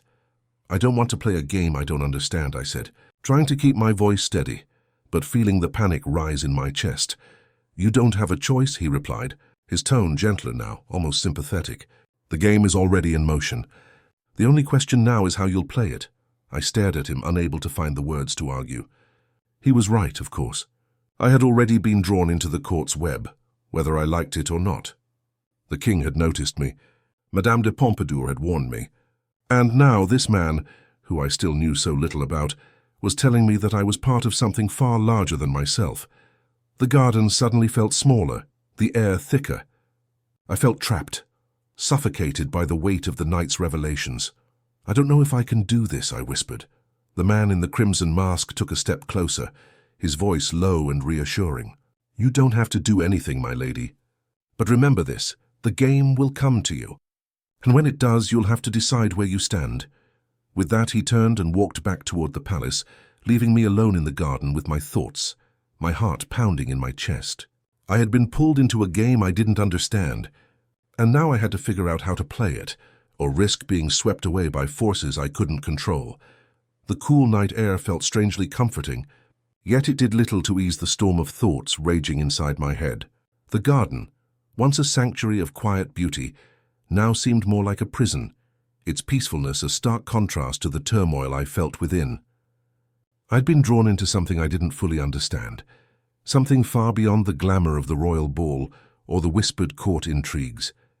The words of the man in the crimson mask echoed in my mind, a constant reminder that my life had just been changed, whether I was ready for it or not. I stood there in the garden, my hands trembling as I tried to make sense of everything. The king, Madame de Pompadour, the cryptic man in the red mask. They were all pieces of a puzzle, but what was the picture they formed? Was it power? Control? Love? Betrayal? Or was it something darker, something more insidious lurking just beneath the surface? I glanced around the ballroom, the faces of the guests flickering in the candlelight. They were all playing their parts, smiling, flirting, exchanging whispered promises and veiled threats. But beneath their masks, I knew there was something darker, something more dangerous lurking. This wasn't just a ball. This was the heart of the court, where power was traded like currency, and loyalty was as fleeting as the flicker of a candle. The music slowed, and I found myself standing at the edge of the dance floor, my hands trembling slightly as I held onto the edge of my mask. I wanted to slip away, to retreat into the shadows and leave this world behind, but the weight of the king's gaze kept me rooted to the spot. I wasn't sure how long I stood there before a voice, smooth and low, broke through my thoughts. "Do you mind if I have this dance, my lady?" I looked up, startled, to find the man in the crimson mask standing before me. His expression was unreadable, but there was something in his eyes, something like a challenge. I hesitated for a moment, unsure of what to do. I could feel the eyes of the room on us, the weight of their expectations pressing down on me. Was this another game? Another test to see how I would react? Or was he truly offering me an escape, a moment of respite from the chaos of the night? I took a deep breath, trying to calm my racing heart. "I suppose I don't have much of a choice," I said, my voice a little more guarded than I intended. He smiled, a faint, knowing smile that made my stomach twist with uncertainty. "You always have a choice, my lady." Without another word, he took my hand and we moved onto the dance floor. The music swelled again, and we began to move in time with the others, our feet gliding over the polished floor. But I wasn't really dancing. My mind was 1,000 miles away, caught between the rhythm of the dance and the questions that gnawed at me. "Why are you doing this?" I asked suddenly, my voice barely audible over the music. "Why help me?" He didn't look at me as he responded. His eyes were fixed ahead, his movements fluid, almost effortless. "I'm not helping you, my lady.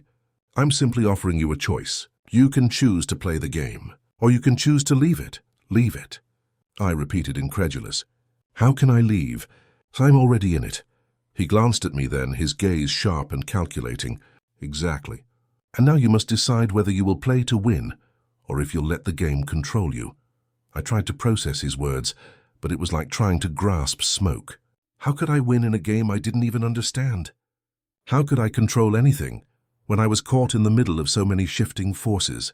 The king, Madame de Pompadour, the courtiers, they all had their own agendas, their own desires.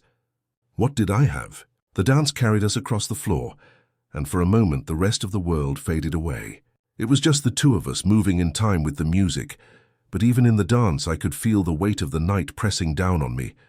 "I don't want to play this game," I whispered, almost to myself.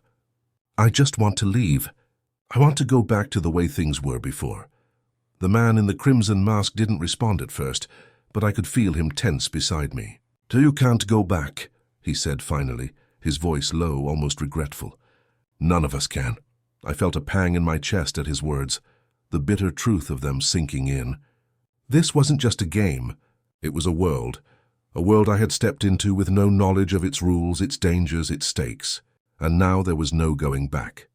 The music began to slow and our dance came to an end.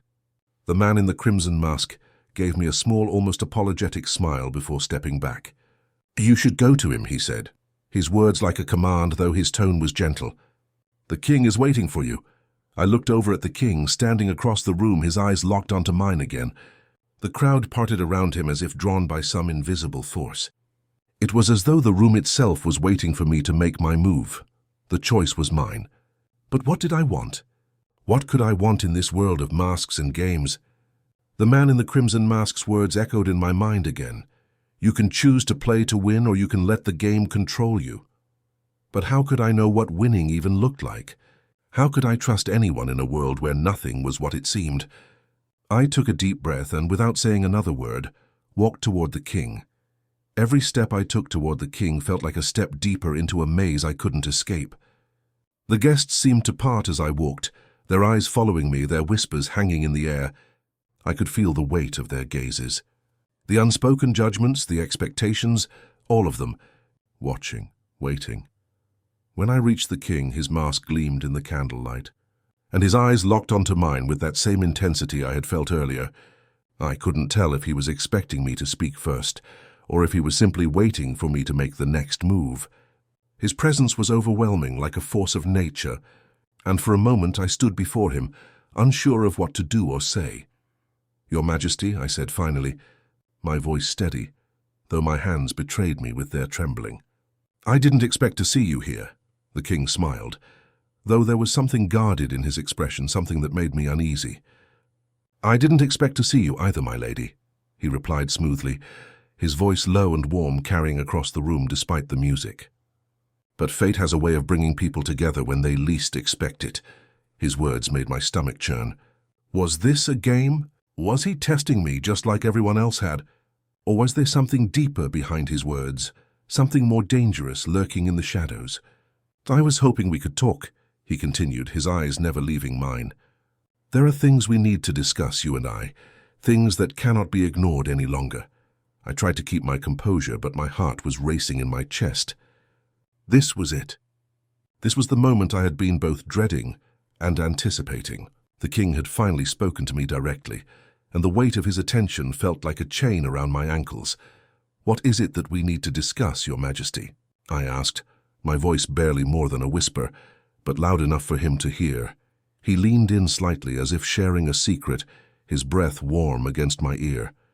"You're not as naive as you seem, my lady," he murmured, his words sending a shiver down my spine. "You understand what is happening here. You understand that the court is a game in which power is the ultimate prize.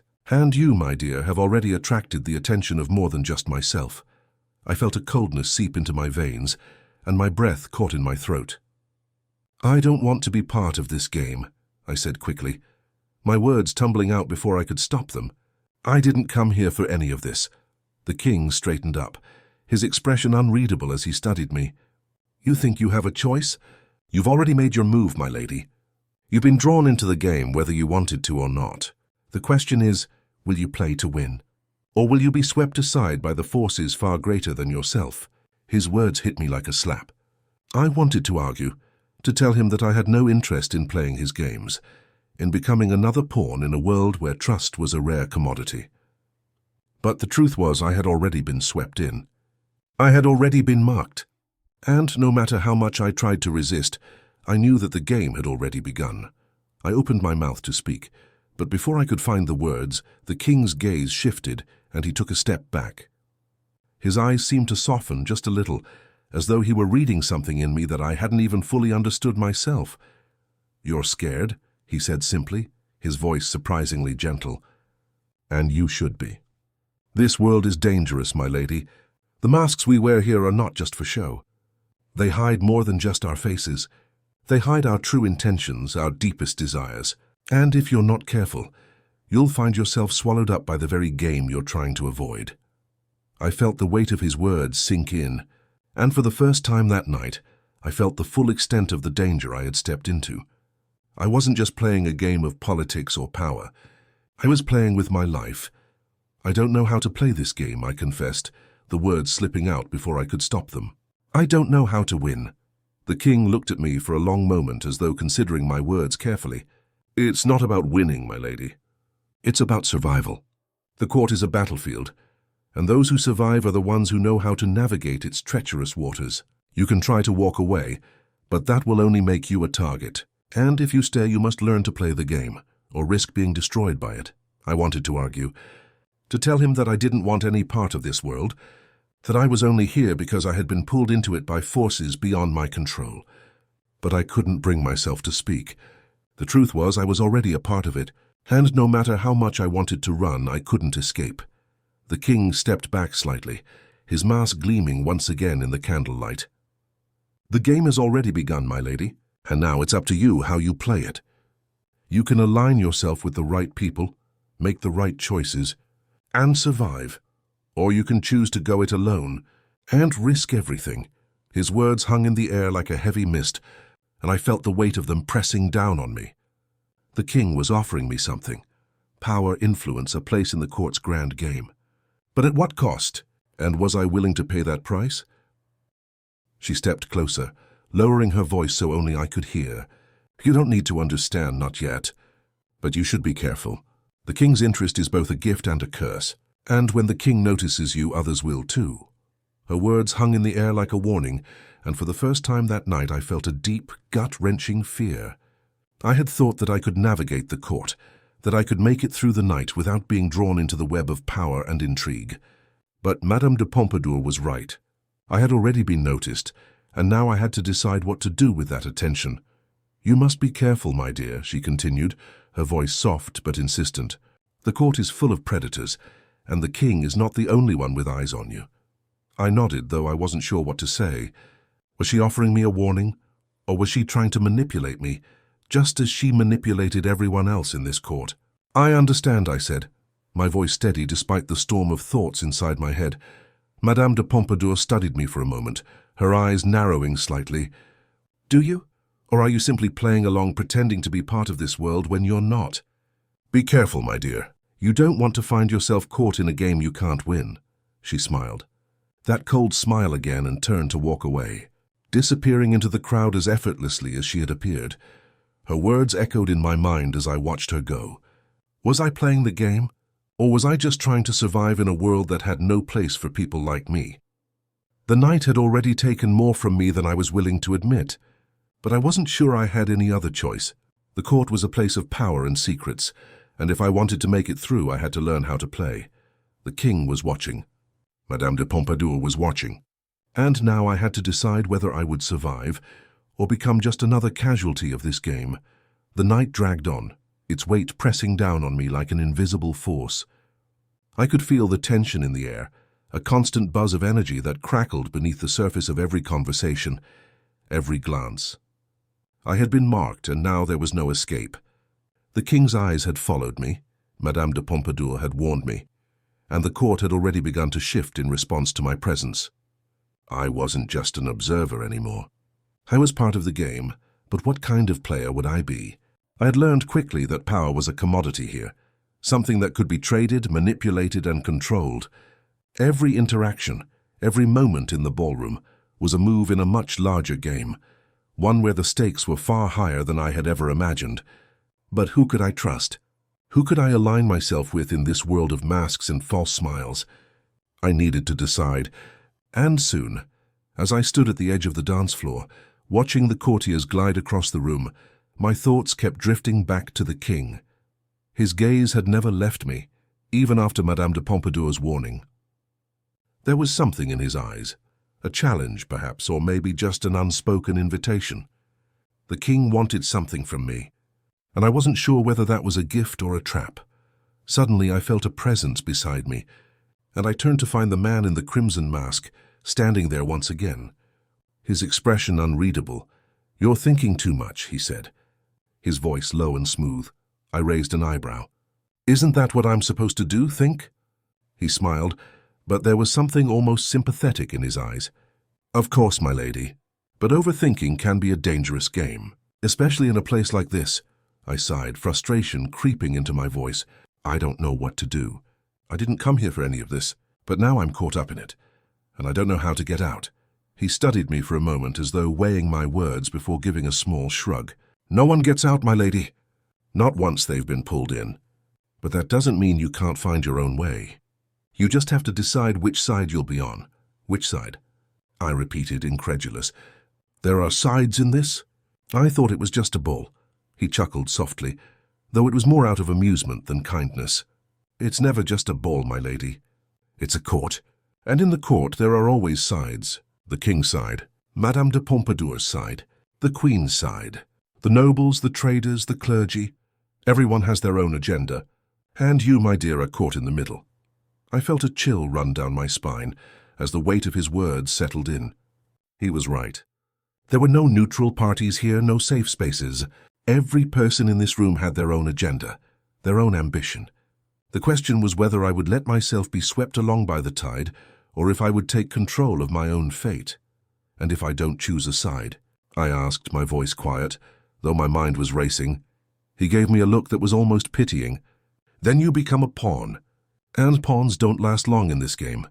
I wasn't sure if that was meant to be a warning or a challenge, but either way it was clear that I had no choice. I had to decide where I stood. The question was, who could I trust? Who would be my ally in this game of power, politics, and betrayal? "Who would you suggest?"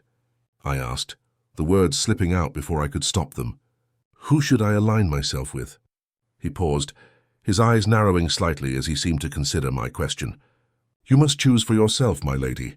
The king is an obvious choice, but he is not the only one with power here. Madame de Pompadour has her influence, and the queen, though often overlooked, holds a great deal of sway. You must decide who aligns best with your own goals." I frowned, feeling the weight of the decision pressing down on me. The king, Madame de Pompadour, the queen, each of them had their own agenda, their own desires, and each of them had something to offer. But I couldn't afford to trust them blindly. The game they were playing was too dangerous, too uncertain. "I don't know who to trust," I said, the frustration clear in my voice. "How do I know who's on my side?" The man in the crimson mask stepped closer, his gaze intent, his voice soft but insistent. "You don't know. That's the game, my lady. You never know for sure. You can only make your choice and live with the consequences. But remember, in this game it's not about who you trust. It's about who you can use and who can use you." I recoiled at his words, but I knew he was right. In this world there were no guarantees, no real friends. There were only players, each one working to advance their own position. The question wasn't who could be trusted. It was who could be manipulated. "And who could manipulate you? Why are you telling me this?" I asked, looking up at him, trying to read his expression. "What do you want from me?" He didn't answer right away, his eyes scanning the room as if looking for something or someone. "I'm not trying to help you, my lady. I'm just offering you a reality check. The court is not what it appears, and you'll either learn how to survive in it or be crushed by it." I nodded slowly, the weight of his words settling heavily on my shoulders. He was right. The court was not a place for innocence or idealism. It was a place for power, for manipulation, for survival. And I had been thrown into it whether I liked it or not. I turned back toward the king, my mind made up, but my heart heavy with the knowledge of what I had to do. The game had already begun, and there was no turning back now. The question wasn't whether I wanted to play. The question was how I would play, and that, I realized, was the hardest decision of all. The ballroom seemed to close in around me as I made my way back toward the king. The faces, the laughter, the chatter all blurred together as if they were mere background noise to the real drama unfolding. The game was no longer something I could simply watch from the sidelines. I was in it now, tangled in a web of intrigue, power, and secrets, and every move I made would determine how far I'd go or how soon I'd fall. I didn't know whether to feel excited or terrified. Maybe both. But what I did know was that this was no longer just about surviving the night. It was about survival in a world where every whisper, every glance, every word carried weight. And I wasn't sure I was ready for what lay ahead. The king was still standing near the center of the ballroom, his golden mask gleaming in the soft light, his back slightly turned to the crowd. He seemed to be waiting for me, as if he knew exactly when I would come to him, but I didn't let my hesitation show. I had already made my choice, hadn't I? Or at least I had decided to move forward with the decision the court had thrust upon me. I took a deep breath, gathering my composure, and walked toward him. As I approached, I could feel the weight of the room's gaze shifting toward me. Whispers rippled through the crowd like an unseen current, and I knew that every eye was now on me, following my every move. The king didn't turn toward me as I neared, but I could feel his attention settle on me, his presence commanding the room without lifting a finger. When I finally stood before him, he turned slowly, his eyes meeting mine with an intensity that made my heart skip a beat. His golden mask still concealed part of his face, but his gaze was enough to make me feel as though he could see right through me. "I was wondering when you'd come," he said softly, his voice smooth and warm. "I must admit I wasn't sure if you would." I didn't know how to respond to that, so I simply nodded, my throat dry. "You made it clear that I didn't have a choice." I didn't know. But I did know one thing. The choice had already been made for me. I had stepped into this world, and now I had to find my way through it. I took a deep breath, trying to steady my nerves. The king's gaze was still on me, his eyes sharp, as if he were waiting for my next move. And as I looked around the room, the weight of the decision hanging over me, I realized that my next move would shape everything to come. The king's gaze held me captive, and for a moment, I couldn't think of anything else. The weight of his words, the pressure of the court, and the knowledge that I was caught in a game I didn't understand, all seemed to converge on me at once. I had been warned over and over that nothing here was as it seemed, that the masks we wore were not just for appearances, but to protect us from the dangers lurking beneath the surface. But I was still unsure of where I stood in all of this. Was I a pawn, or was there a way to play this game on my terms? "I need time," I whispered almost to myself, though the king heard every word. He tilted his head slightly as if considering my plea. "Time?" His voice was soft but firm. "Time is something that is in short supply here, my lady. The game doesn't wait for anyone. It moves at its own pace, and if you don't keep up, you'll find yourself lost."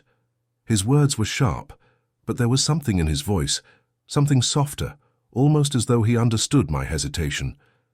I realized in that moment that the king wasn't just a figure of power. He was a player too, a man who had been forced to make difficult decisions just as I was now. He had been caught in this game long before I ever set foot in the palace, and perhaps in some twisted way he was offering me a chance to join him. But was that what I wanted? Did I want to become a part of this world of masks and hidden agendas? Or did I want to escape, to find a way out before I was swallowed whole? "I don't have to decide right now," the king continued, as if reading my mind. "But know this, every choice you make from here on out will have consequences, and you'll need allies to survive. Alone you will fall." I swallowed hard, his words echoing in my mind. "You'll need allies." It was a truth that hit me like a bolt of lightning. In this court, in this game, survival wasn't about strength or wisdom alone. It was about who you could trust, who you could align yourself with to ensure your place in the kingdom. And the king, for all his power, knew this better than anyone. "I've already been chosen, haven't I?" I said, the words tumbling out before I could stop them. "Chosen to be part of this." He smiled then, a slow, almost sad smile. "Yes, you've been chosen, my lady. By fate or by design, it doesn't matter. The question is, what will you do with this opportunity?" I wanted to scream, to tell him that I didn't want this, that I didn't want to be a part of his world, but deep down I knew it was pointless. I had been thrust into this life, into this game, and there was no going back. The king had laid it all out before me, the choices, the risks, and the rewards. Now it was up to me to decide where I would stand in this world. "You don't have to decide tonight," the king said, his tone softening slightly. "But know this, there are those who will come for you. The court doesn't tolerate weakness. And once you're in, there's no way out unless you play the game." I stood there for a moment, absorbing his words. The king had given me an opening, a way to join the game, to secure my place in the court. But at what cost? What would I have to sacrifice to survive here? What alliances would I have to make, and whom would I have to betray? The court was a web of power, deceit, and ambition. There were no true friends here, only players, and I had to decide which role I would play. Would I be a puppet, pulled by the strings of those more powerful than me? Or would I learn to cut the strings to control my own fate? "Thank you, Your Majesty," I said finally, my voice steady, though my heart was pounding in my chest. "I will think on it." The king nodded, his smile fading into something more serious. "You have more time than you think, my lady. But remember, time in the court is a luxury few can afford. Make your choice soon." With that, he turned and walked away, disappearing into the crowd of courtiers who surrounded him. I watched him go, feeling a strange mix of awe and fear. The king, with all his power, had given me a choice. But was it truly mine to make? Or had I already been marked, already chosen to play a role in this game, whether I wanted to or not?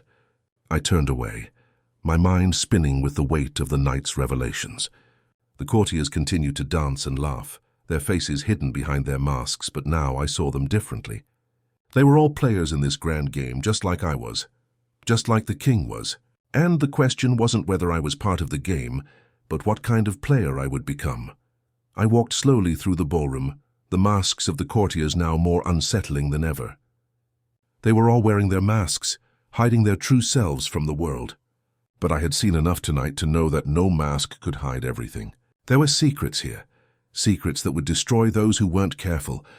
And as I moved through the crowd, I realized that I was just beginning to understand the game I had been pulled into. There were no easy answers, no safe choices.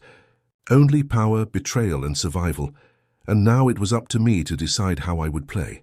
The weight of the king's words lingered long after he had disappeared into the crowd. I had come to this ball expecting a night of celebration, of elegance and light-heartedness, but instead I had been thrust into a game I hadn't even known existed. The court wasn't just a place of grandeur and political maneuvering. It was a battlefield, and every player, no matter how high or low, was a potential casualty. I found myself standing at the edge of the ballroom again, my heart heavy, my mind racing with possibilities. The man in the crimson mask had been right. I had already made my move. I had been chosen by fate, or perhaps by design. And now, I was a part of something far larger than I could comprehend. I couldn't keep pretending that I wasn't involved. The king's eyes were on me, and so were the eyes of others. The courtiers, the noble families, the power brokers who ruled this world from behind their masks. I had seen their calculating gazes, their gestures, their whispered conversations, and I knew that I was being watched. Measured, weighed, I had to make a choice, and quickly. I scanned the ballroom, my gaze lingering on the king, who was once again surrounded by his courtiers. His golden mask gleamed in the light, and I could see the subtle way he commanded the room, as though the very air bent to his will. He wasn't just a king. He was a force, a man who ruled not just with power but with influence, with a quiet, dangerous charm that left no one untouched. But it wasn't just him. Madame de Pompadour, the Queen's most trusted confidant, stood nearby, her eyes sweeping the room with the practiced ease of a woman who knew exactly how to manipulate the strings of power. She was talking to one of the nobles, her words low and measured, but I could tell by the way the man nodded that she was the one in control. The courtiers around them moved with a grace that seemed rehearsed, their smiles carefully practiced, their laughter always a little too loud, a little too bright. It was all part of the performance, part of the act that kept the court running. But beneath the surface I could see the cracks, the shifting alliances, the tension that pulsed through the air like electricity. And in the center of it all, there was me. I wasn't part of this world. At least I hadn't been until tonight. But now I was caught up in it and there was no way out. The king had made it clear that once you were in the game, you didn't get to choose your role. The question was not whether I wanted to be a part of it. I already was. The question was, how would I play? I had been given a choice, though it didn't feel like one. The king had offered me a chance to play, to align myself with those who had the power to shape the future of the kingdom. But at what cost? What price would I have to pay to survive here? What would I have to give up to protect myself from the dangers that lurk just beneath the surface? I glanced around the room again, my eyes landing on the man in the crimson mask. He had been watching me, studying me, from the moment I had arrived. What did he want from me? Was he just another player in this game, or was there something else, something deeper at play? Was he offering me a way out, or was he simply trying to draw me further into the web? I didn't have answers, and the more I thought about it, the more I realized that the answers didn't matter. What mattered was survival. The court had its rules, its alliances, and its players, and if I wanted to make it out of this game alive, I had to learn how to play by those rules, no matter how much I hated them. A movement caught my eye, and I turned to see a familiar face. Madame de Pompadour was approaching me, her steps measured, her eyes fixed on me with an intensity that made my stomach churn.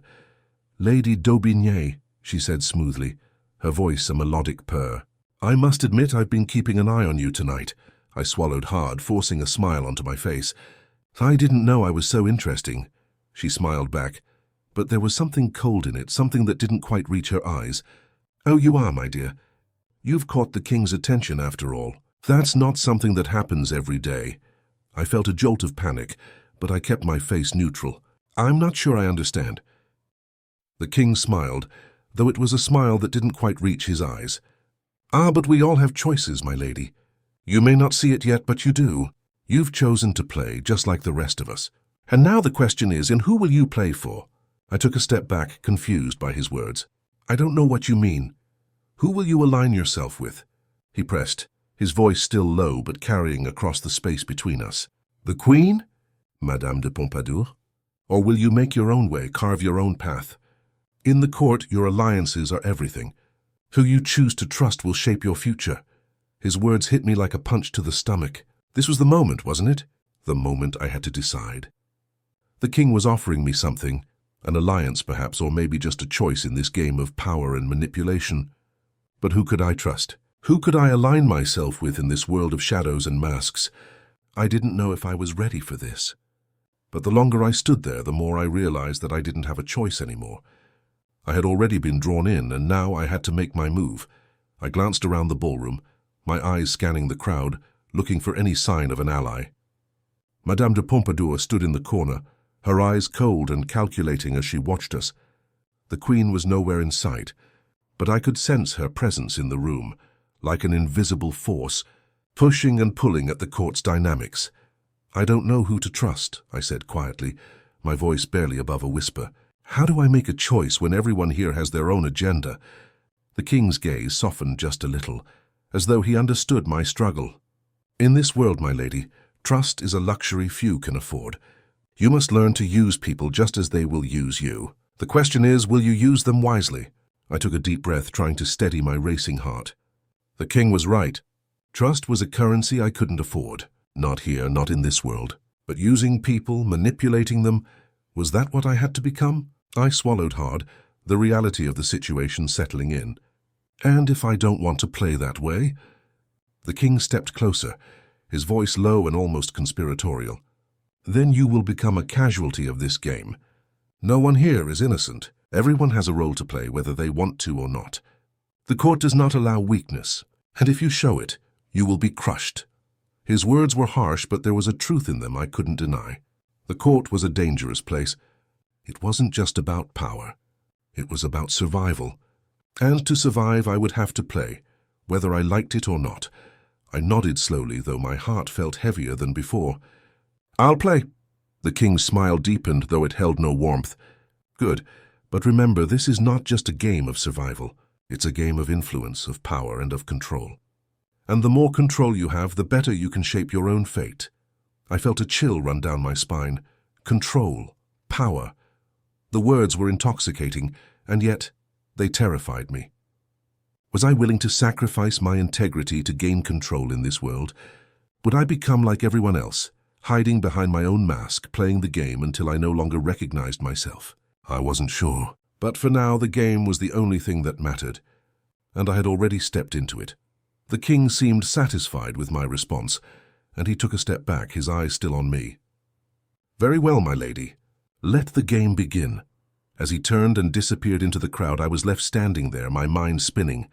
The ballroom around me seemed to close in, the laughter and music blurring into one indistinguishable sound. I had made my choice, or at least I had agreed to play. But what would it cost me? What price would I have to pay to survive in this world of masks and power? I didn't have the answers. But I knew one thing. The game had already begun, and there was no turning back now.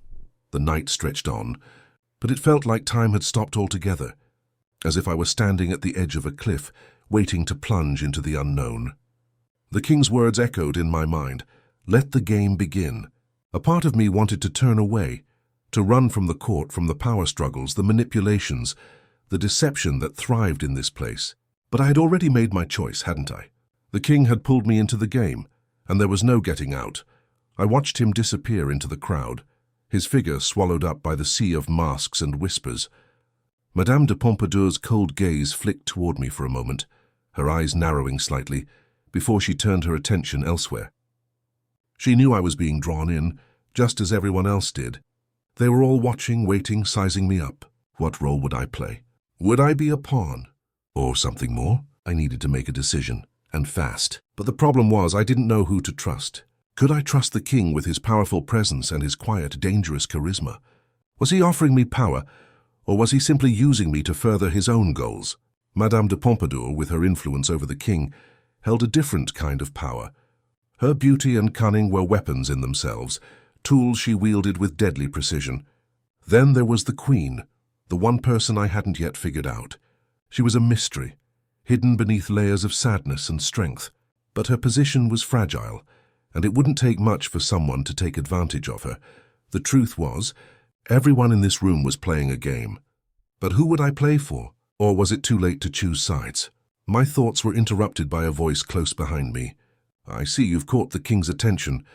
I turned to find the man in the crimson mask, standing beside me once again, his dark eyes studying me with that same calculating gaze. He had appeared out of nowhere, as he always did, and his presence made me uneasy. Was he another player in this game? Or was he simply an observer like me, trying to make sense of it all? "I didn't ask for his attention," I said, my voice sharper than I intended. "But I don't seem to have much of a choice in the matter." He chuckled softly, his expression unreadable. "None of us do, my lady. The king doesn't simply choose who he notices. He doesn't play by the same rules the rest of us do. And when he notices someone, it's because he sees something, or someone, worth his time." "I'm not sure what you mean," I said, trying to keep my voice steady. The more I thought about the king, the more questions swirled in my mind. What did he see in me? What did he want? And what would I have to give up to get what he was offering? The man in the crimson mask took a small step closer, his eyes glinting in the dim light of the ballroom. "Oh, I think you know exactly what I mean. You've already caught his eye. But don't fool yourself. You're not the only one.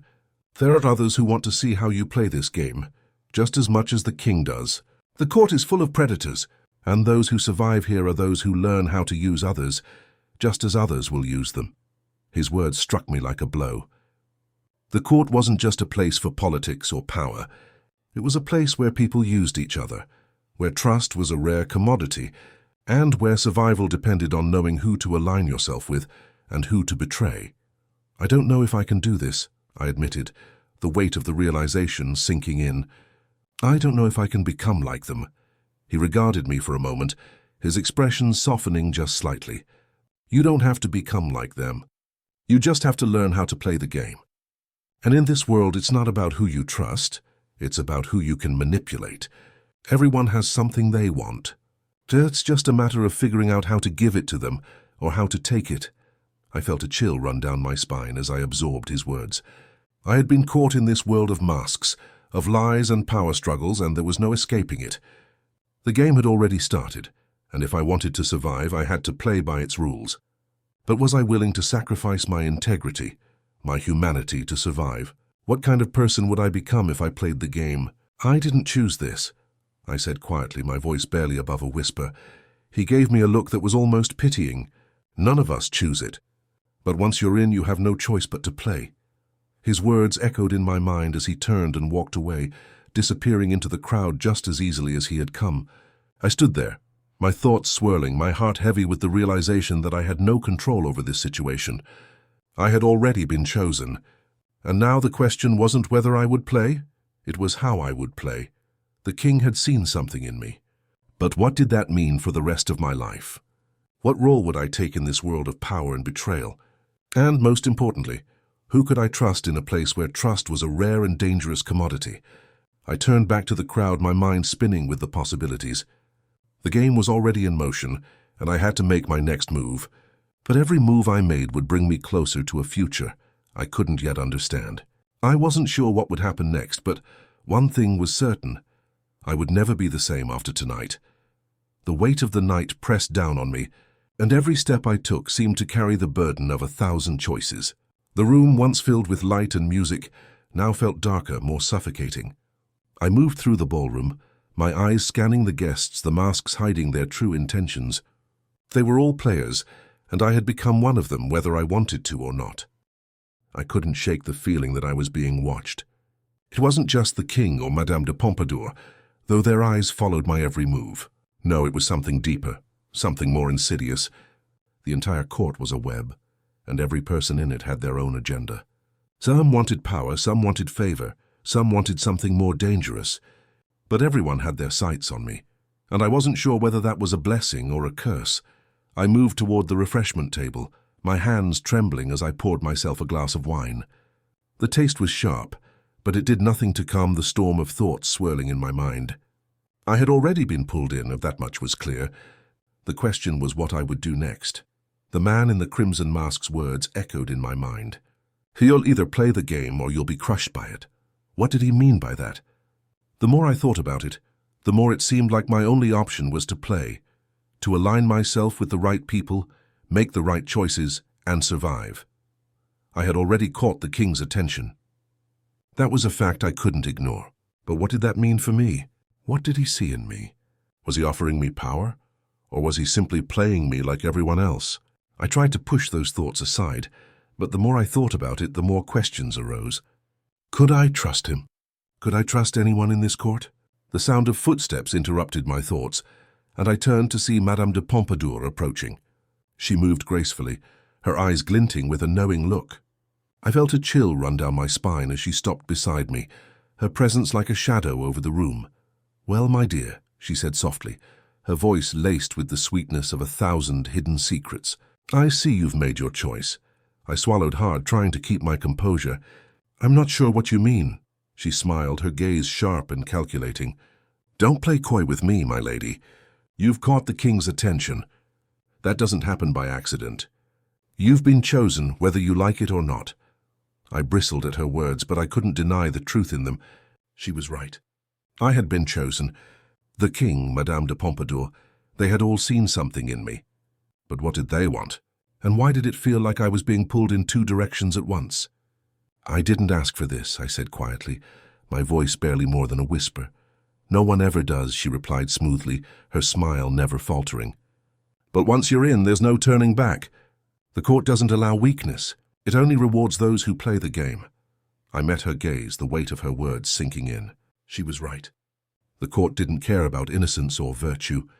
It only cared about power, and those who could navigate the treacherous waters would rise to the top. But how could I survive in this world?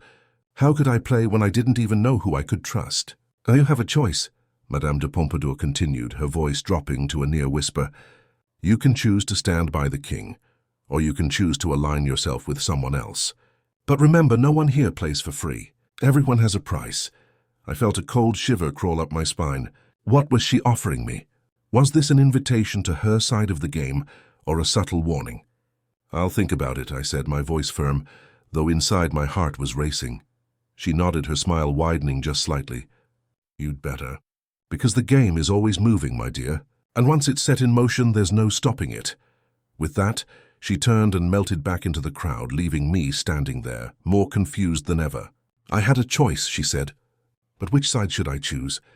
The king, with his power and authority, or Madame de Pompadour with her subtle influence and the promise of something else? What was the price of each? And how could I navigate this world without losing myself in the process?" I glanced over at the king again, his figure still surrounded by courtiers. He was deep in conversation with someone, but his eyes flicked toward me for a moment, just long enough for me to feel the weight of his gaze once again. I didn't know what to do. I didn't know who to trust. But I knew one thing for certain. I couldn't stay on the sidelines any longer.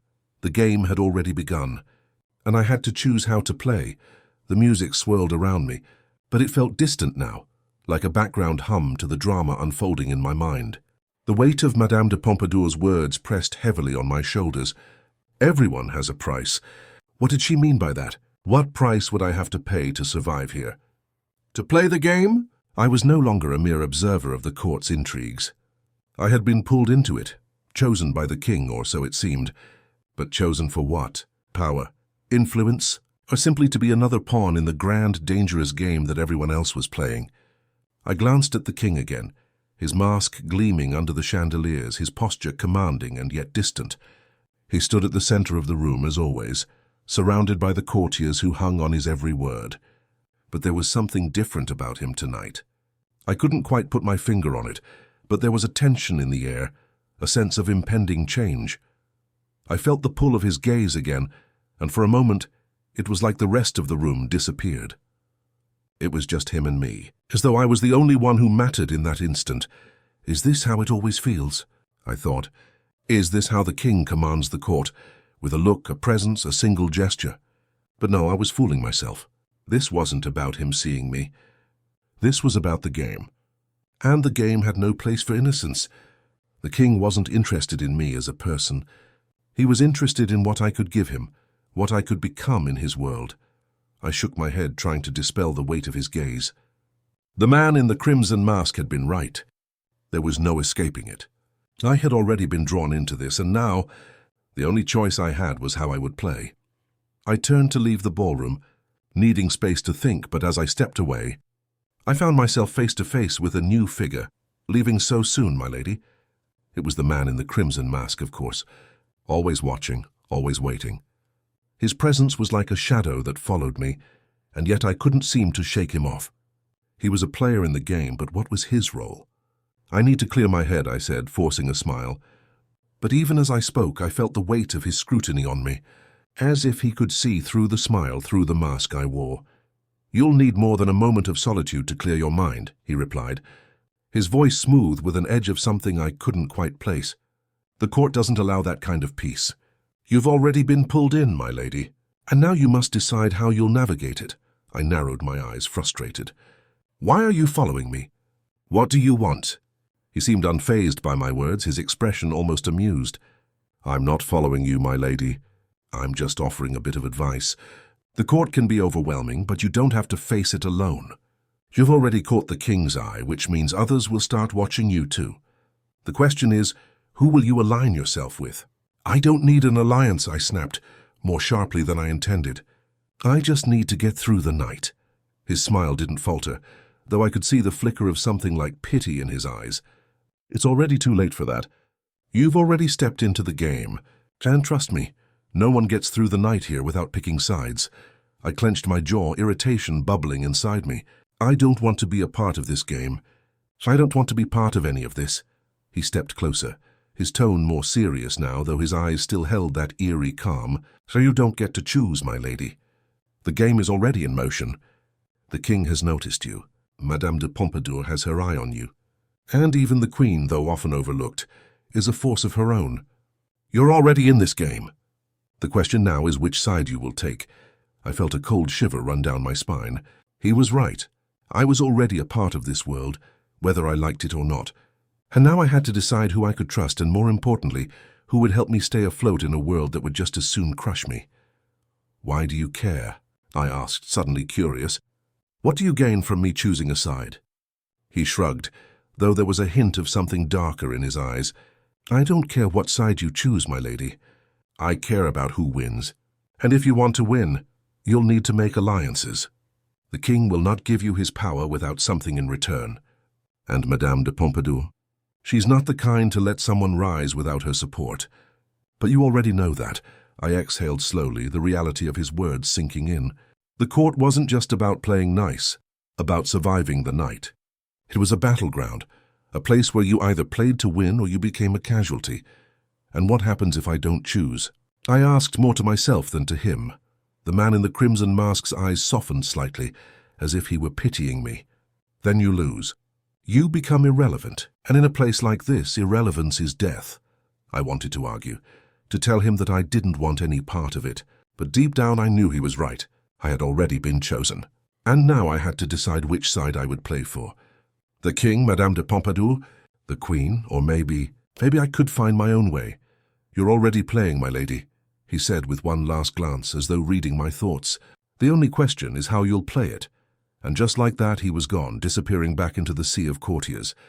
But his words lingered, haunting me. The game was already in motion. Choose a side. Win or lose.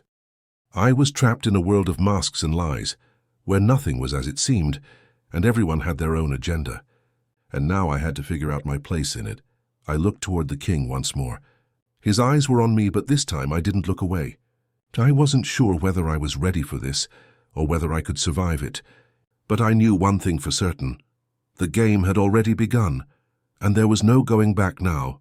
The air in the ballroom felt heavier now, as if the weight of the night's decisions had settled on my shoulders. Pulling me deeper into the game, I had no choice but to play. The king's gaze remained fixed on me from across the room, his golden mask gleaming like a beacon, drawing me in. The courtiers, with their calculated smiles and whispered conversations, seemed to fade into the background as I tried to steady my breathing. The man in the crimson mask's words kept replaying in my mind. The game is already in motion. The question is how you'll play it. What did he mean? How was I supposed to navigate this world, this court, where every smile hid a secret, and every gesture had a purpose? I took a deep breath, my eyes scanning the room, trying to shake off the feeling of being watched. I had to make a choice. But who could I trust? The king, with his quiet power and unsettling gaze, Madame de Pompadour, whose influence over the king could shift the entire court with a single word, the queen, whose position was fragile and whose every move seemed to be under constant scrutiny.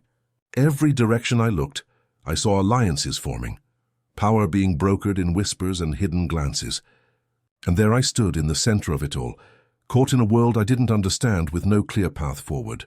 The only thing I knew was that I couldn't remain in the shadows forever. If I wanted to survive in this game, I had to make a choice. I had to choose who I would trust, who I would align myself with, and what role I would play. I took a step toward the king, my mind made up. His gaze never wavered, his eyes locking onto mine as I approached.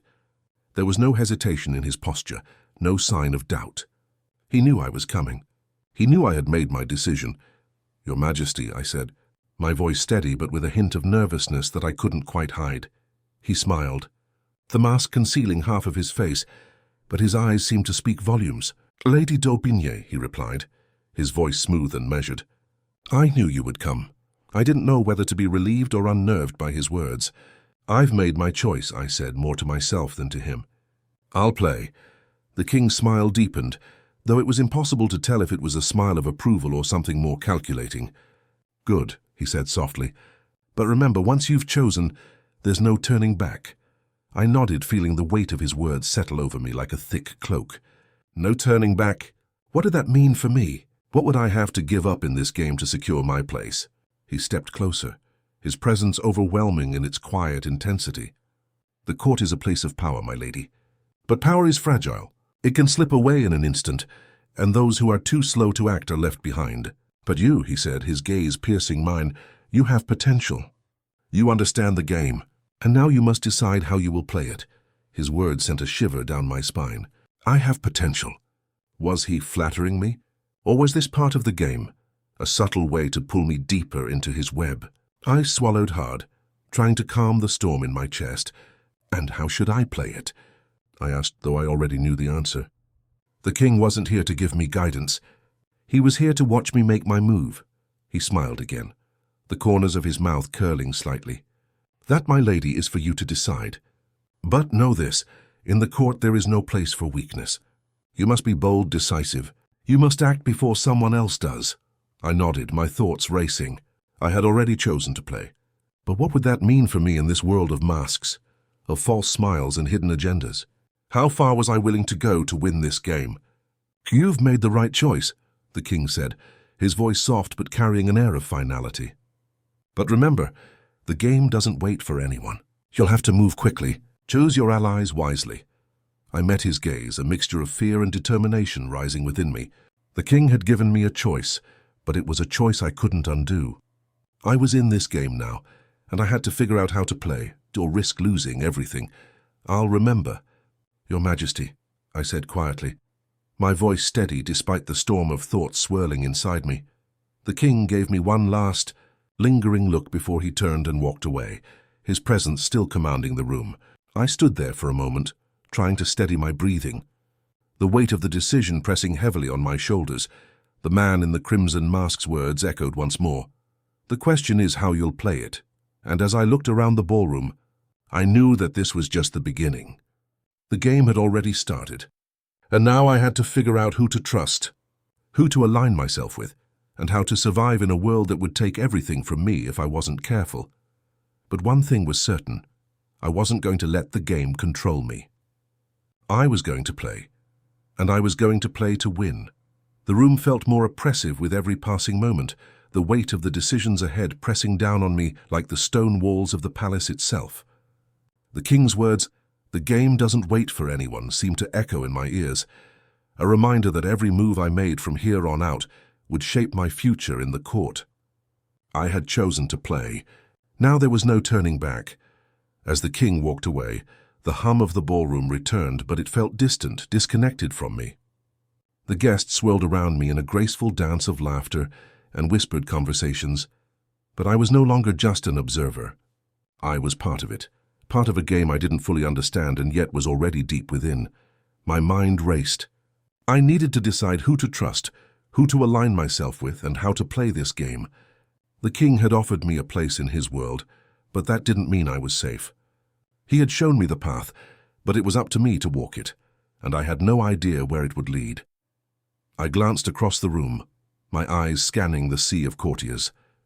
There, near the edge of the dance floor, I saw Madame de Pompadour, her presence as commanding as ever. She stood like a queen in her own right, though the mask she wore made her seem even more enigmatic. She was the king's favorite, his confidant, and the most influential woman in the court. But could I trust her? Would she see me as an ally or as a rival to be eliminated? And then there was the queen. She had always been an enigma, her beauty hidden behind layers of sadness and quiet strength.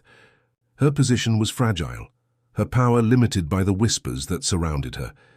But what would happen if I aligned myself with her? Could I protect her from the court's predators, or would I only make myself a target? My thoughts were interrupted by a soft voice beside me. "You look deep in thought, my lady." I turned to find the man in the crimson mask standing there once again, his eyes watching me carefully. It was impossible to ignore him. He seemed to appear out of nowhere, his presence always lurking in the background like a shadow that wouldn't let me go. "I've made my choice," I said, my voice steady, though my heart was pounding.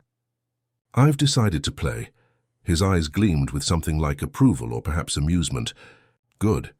But remember, this game isn't just about who you trust. It's about what you can take, what you can offer. The king offers you power, but what will you offer him in return?" The weight of his words sank into my chest. What did I have to offer the king? And what did I need in return? "Everyone has their own agenda," he continued, his voice dropping lower as if speaking only to me. "In this court, no one does anything without expecting something in return. The king will give you his power, but at what cost? Madame de Pompadour offers you influence, but it will come at the price of your independence. The queen, she is vulnerable, but she also holds power in her own way." I swallowed, his words making the air feel thicker. At what cost? That was the question, wasn't it? What price would I pay for the power, the influence, the position I craved? Would I become just another puppet, dancing on strings pulled by the king, Madame de Pompadour, or someone else entirely? You must learn to use them, my lady, he said, as though reading my thoughts. The question isn't whether you trust them. It's whether you can control them, or whether they will control you. The words hung in the air like a challenge, and I knew deep down that he was right. If I wanted to survive here, I had to take control of the situation. I couldn't afford to be anyone's pawn. The question was how. How could I play the game without losing myself in it? Who should I trust? I asked, my voice barely more than a whisper, though I already knew the answer. The man in the crimson mask didn't hesitate. Trust no one completely, my lady. Not even the king. Not even Madame de Pompadour. The court is full of lies, and the truth is a rare commodity. But remember this. Everyone here is playing the game. And if you want to win, you must play smarter than they do. He stepped back, his figure melting into the crowd, his presence fading into the sea of courtiers. But his words stayed with me, sharp and unsettling. Play smarter than they do. Could I? Could I outmaneuver the king, Madame de Pompadour, the others who played this game so effortlessly? I turned back to the king, who stood near the center of the room surrounded by his courtiers, his mask gleaming in the light. He was watching me again, his gaze sharp, as though he were waiting for my next move. What did he see in me? What did he want? And more importantly, what did I want from him? I took a deep breath, steeling myself. The game had already begun. The king had noticed me, and now I had to figure out how to play my part. The question wasn't whether I would survive this night. It was whether I would make it out of the court alive. The weight of the court pressed down on me, and every step I took felt like a calculated risk. The game was in motion, and I had already made my move, but I hadn't decided who I would be yet. Would I be a player who controlled the board, or would I fall victim to those who had been playing this game far longer than I? I glanced once more at the king, whose eyes were locked onto mine. He had seen something in me, something that had drawn him in. But what was it? Was I just another pawn in his game, or was I someone he could use to further his own power? I didn't know, but I had to find out. It was the only way to survive. I turned from the king's gaze and scanned the room again. The courtiers danced, their movements graceful and practiced, but underneath it all there was a tension, a current of hidden desires, whispered promises, and silent power struggles. Everyone here had something they wanted. The question was, who would help me get what I needed? As I walked through the ballroom, my thoughts raced. Who could I trust? Who would be an ally in this world of deception and intrigue? The man in the crimson mask had made it clear that trust was a luxury no one here could afford. But it wasn't just about trust. It was about using people, manipulating them, and ultimately using them to secure my place in the court. I stopped near the edge of the dance floor, my eyes landing on Madame de Pompadour. She was engaged in a quiet conversation with a nobleman, but her gaze flicked toward me for just a moment. It was subtle, but it felt like a silent acknowledgement. She knew what was happening. She had seen it unfold before, and I could feel her eyes studying me, measuring my every move. The king's favorite. Her influence stretched farther than most realized, and I knew that gaining her favor could secure my place in this game. But what would she want in return? Suddenly I was interrupted by a voice beside me, smooth and low. You seem troubled, my lady. I turned to find the man in the crimson mask standing there, his presence as imposing as ever.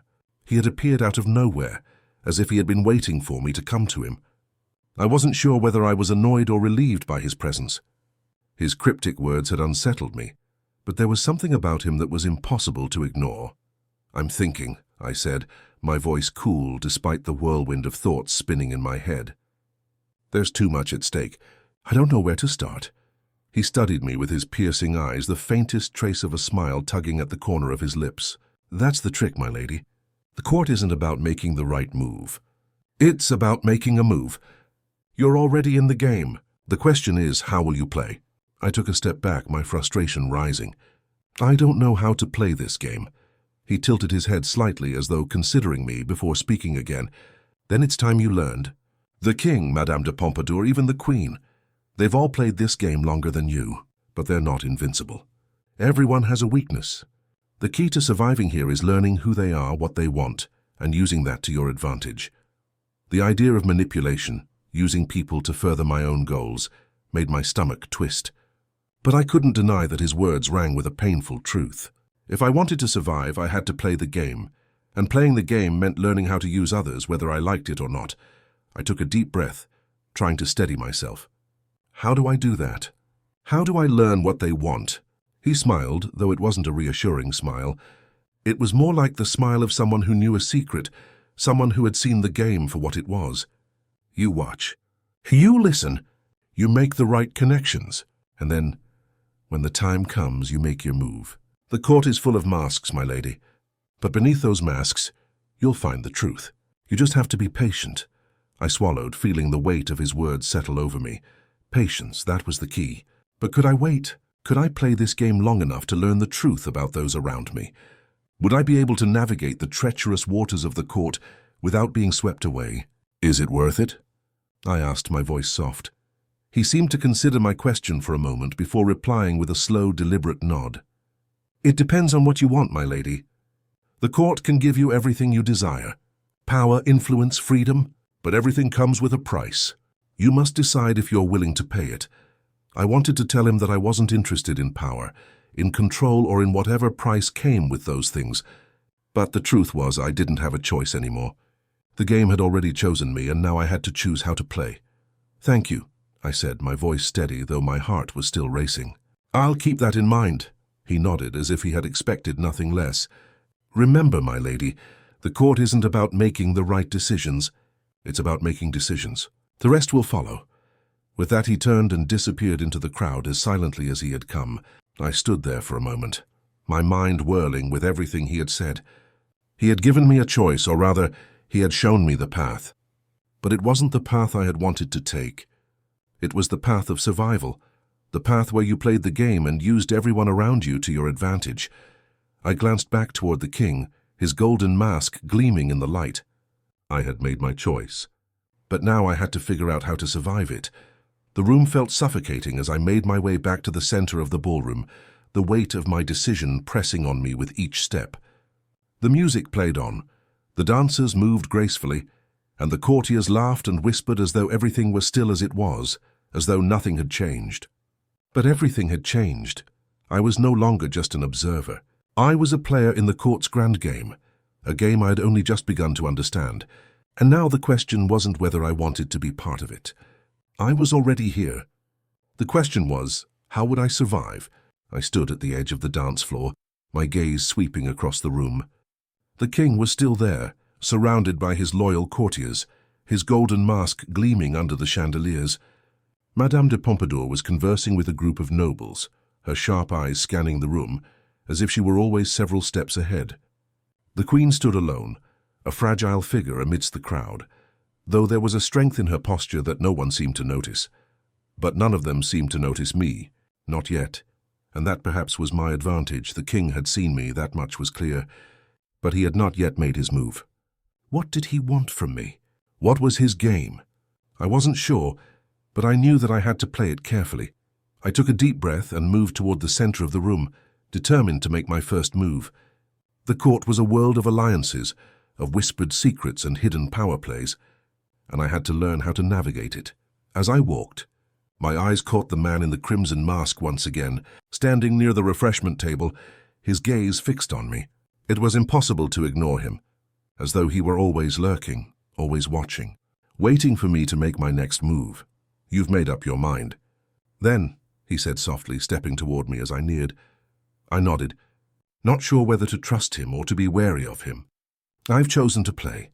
He smiled, but it wasn't a reassuring smile. It was the smile of someone who had seen the game played 1,000 times and knew exactly what came next. Good. But remember, my lady, the game is about more than just who you trust. It's about what you're willing to sacrifice. I swallowed hard, the reality of his words sinking in. Sacrifice, what did that mean for me? What would I have to give up to survive in this world? I don't want to sacrifice anything, I said, though I knew it was a foolish wish. I want to survive without losing myself in this game. He gave me a look of quiet sympathy. The court doesn't work that way, my lady. Survival here is a game of compromise, of calculation.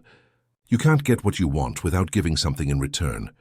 And if you want to survive, you'll have to learn how to make the right sacrifices. I wasn't sure what to make of his words. Could I really play this game and keep my integrity? Could I hold on to who I was while navigating the court's dangerous waters? Or would I too become another player, willing to sacrifice anything for power? Do you really think it's worth it? I asked, the question slipping out before I could stop it. Is it worth sacrificing everything just to survive? He didn't answer immediately. Instead, he studied me with that calculating gaze, as though weighing my words carefully. Finally, he spoke. The court doesn't give you the luxury of choices. It forces you to make them. The question isn't whether it's worth it. The question is, what will you do to get what you want? I felt a chill run down my spine at his words. What will you do to get what you want? The question hung in the air like a challenge, and I couldn't help but wonder whether I was already too far gone, already too entangled in the game to turn back. The man in the crimson mask took a step back, his gaze lingering on me for a moment longer before he turned and disappeared into the crowd, leaving me with the weight of his words and 1,000 new questions swirling in my mind. I had made my choice. I had chosen to play. But now I had to figure out how to navigate this world of masks, secrets, and power struggles. I glanced once more at the king. His eyes were on me again, but this time I didn't look away. I wasn't sure if I was ready for this game, for the sacrifices it would demand of me. But I knew one thing, I had already stepped into it, and there was no turning back now. I turned and made my way toward the center of the room where the players were gathered, each one with their own agenda, their own desires. The court was a dangerous place, a place where alliances were made and broken in the blink of an eye. And now I had to figure out where I fit into it. The game had begun and I had no choice but to play. The music swirled around me, but it felt like it belonged to someone else. The laughter, the soft rustling of silks, the clinking of glasses, they were all part of the performance, a masquerade where everyone wore their roles like costumes. But I wasn't playing a part anymore. I was in the game now, whether I liked it or not. And that meant I had to play by the rules, even if I didn't know what they were. I moved through the crowd, my gaze flicking from face to face, trying to read the room, to sense who was watching me and why. It was impossible to ignore the king's presence, his golden mask gleaming in the candlelight, his figure commanding the space around him as if he were the sun, and everyone else the planets orbiting around him. He was a master of the game, and he had already marked me as a player. But how could I play this game when I didn't even know the rules? The king, Madame de Pompadour, the courtiers, they were all experienced in this world, each one of them knowing exactly how to maneuver, how to charm, how to deceive. And me? I was still figuring it out, still trying to make sense of a world where trust was a rare commodity, and the only thing that mattered was power. I moved toward the edge of the ballroom, feeling the weight of everyone's gaze pressing on me, as if the entire room was watching my every step. I wasn't sure whether it was a warning or an invitation, but I wasn't going to stand there and wait for someone else to make my move. I stopped near the door that led out into the garden, the cool night air a welcome relief from the heat of the ballroom. The garden was quieter, more peaceful, though still not free from the tension that gripped the court. I needed space to think, to clear my head, but as I stood there lost in thought, I heard footsteps behind me. I turned to find the man in the crimson mask once again. He was always appearing when I least expected it, his presence unsettling in its quiet intensity. "You can't escape the game, my lady," he said softly, his voice cutting through the night air like a whisper. "I'm not trying to escape," I replied, the words coming out sharper than I intended. "I'm just trying to figure out what I'm supposed to do." He stepped closer, his dark eyes locking onto mine. "That's the problem. You're not supposed to do anything. You're supposed to be. In the court, it's not about what you do. It's about what you can make others believe you're doing." I frowned, the words not quite making sense. "What does that mean?" He smiled, though it wasn't a kind smile. It was a knowing smile, the smile of someone who had seen this game play out 1,000 times before. In the court, everyone is playing a role. You don't have to be the best, the smartest, or the most powerful. You just have to make people believe you are. And once they believe that, you have control. You can manipulate them, use them, and in the end, you'll be the one with the power. I felt a chill settle over me, and for the first time, I understood the true nature of the game I had been drawn into. It wasn't just about surviving. It was about creating an illusion, one that others would believe. The court was a stage and everyone was playing a part, but the question was, which part would I play? "You don't seem to be bothered by this," I said, my voice barely above a whisper. "Why aren't you worried about the consequences?" He tilted his head slightly as if considering my question. "Worried? Why would I be worried? I've been playing this game longer than most. The consequences are simple. You either play or you're played. And I prefer to be the one pulling the strings." I swallowed, the reality of his words settling in. Pulling the strings.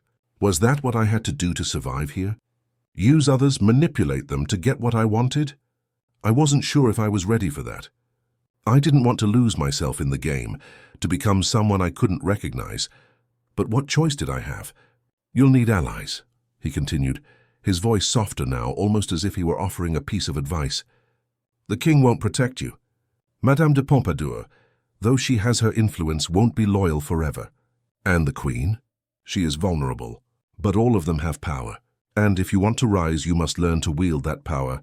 I turned away from him, the weight of his words sinking in. Allies. Power. I didn't know if I was ready to use people like that. But in the court there was no room for idealism. It was about survival. "You said the game never waits," I said, turning back to face him. "So what's the next move?" The man in the crimson mask's eyes gleamed, and for a moment I wondered if he was already planning my next move for me. "You've already made it, my lady. You've chosen to play. The next move is deciding who to trust, who will help you rise and who will be your downfall." I watched him walk away, his figure melting into the crowd once again. The ballroom had returned to its graceful chaos, but I no longer felt like I was merely watching it. I was in it. I was part of it. And now I had to figure out how to play. I took a deep breath, my mind made up. The court had already chosen me. Now I had to choose how to play, and the game was only just beginning. The night dragged on, but the court seemed to move faster than I could keep up with. I had made my choice, or at least I had committed to playing the game. But every passing moment felt like a test, a game of moves and counter-moves where the consequences of a single misstep could unravel everything. I stood near the edge of the dance floor again, watching the courtiers glide past me, their laughter echoing in my ears like a faint reminder of what I was trying to protect myself from. The king, still holding his court at the center of the room, had noticed me once more. His gaze was sharp, and I couldn't shake the feeling that he was waiting for something from me, though I had no idea what. I wasn't ready to face him just yet. Not while the court was still swirling around us, each player vying for his attention. He was a puzzle I hadn't figured out, and I knew that moving too quickly would only expose my uncertainty, but at the same time I couldn't ignore him. He was the key to this game, the force around which everything else revolved. Madame de Pompadour's voice rose above the hum of the crowd, though I couldn't catch her words. She stood with a small circle of courtiers, her influence as undeniable as ever. She was sharp, calculated, and her every move had purpose. She was always watching, and tonight she had made it clear she was watching me. But was she an ally or a threat? Could I afford to trust her, or was I merely another piece in her grand design? I turned away from the dance floor, trying to calm the churn of thoughts in my mind. I needed to make a move. If I wanted to play this game, I had to stop standing at the edge of it. The court wouldn't wait for me. The people here didn't stop to let others catch up. They moved, they acted, they secured their place. And if I didn't move quickly, I would be left behind. My thoughts were interrupted by a voice familiar and unsettling just behind me. "Lady d'Aubigné, I trust you're finding the evening to your liking." I turned to see the man in the crimson mask standing there, his expression unreadable, but his eyes gleaming with that knowing look he always wore. "I'm still figuring things out," I replied, trying to sound confident. "It's not as easy as it seems, is it?" He smiled, though it wasn't a kind smile. It was the smile of someone who had seen the game played too many times, someone who knew the rules better than anyone else. "No, my lady, it never is, but that's why it's a game. The moment you stop thinking it's a game, you lose. And the court is a place where losing is far more dangerous than winning." I swallowed, his words landing heavy in my chest. Losing was more dangerous than winning. He was right, though. Losing in this world meant being forgotten, cast aside and worse, being destroyed by those who could move faster, think clearer, or manipulate more effectively. "What's the next move?" I asked, the question slipping out before I could stop it. It was a question that had been gnawing at me all night, ever since I had made the decision to step into the game. What did I need to do next? He looked at me for a moment, as if deciding how much to reveal. "The next move is deciding who your allies will be, my lady," he said, his voice lowering just enough for me to hear. "In the court, it's not about who you trust. It's about who you can use and who can use you. Find the right people, and you'll find the power you seek." I shook my head, feeling a surge of frustration. "You make it sound so simple." "Because it is," he replied, his eyes glinting. "The court is a game of manipulation.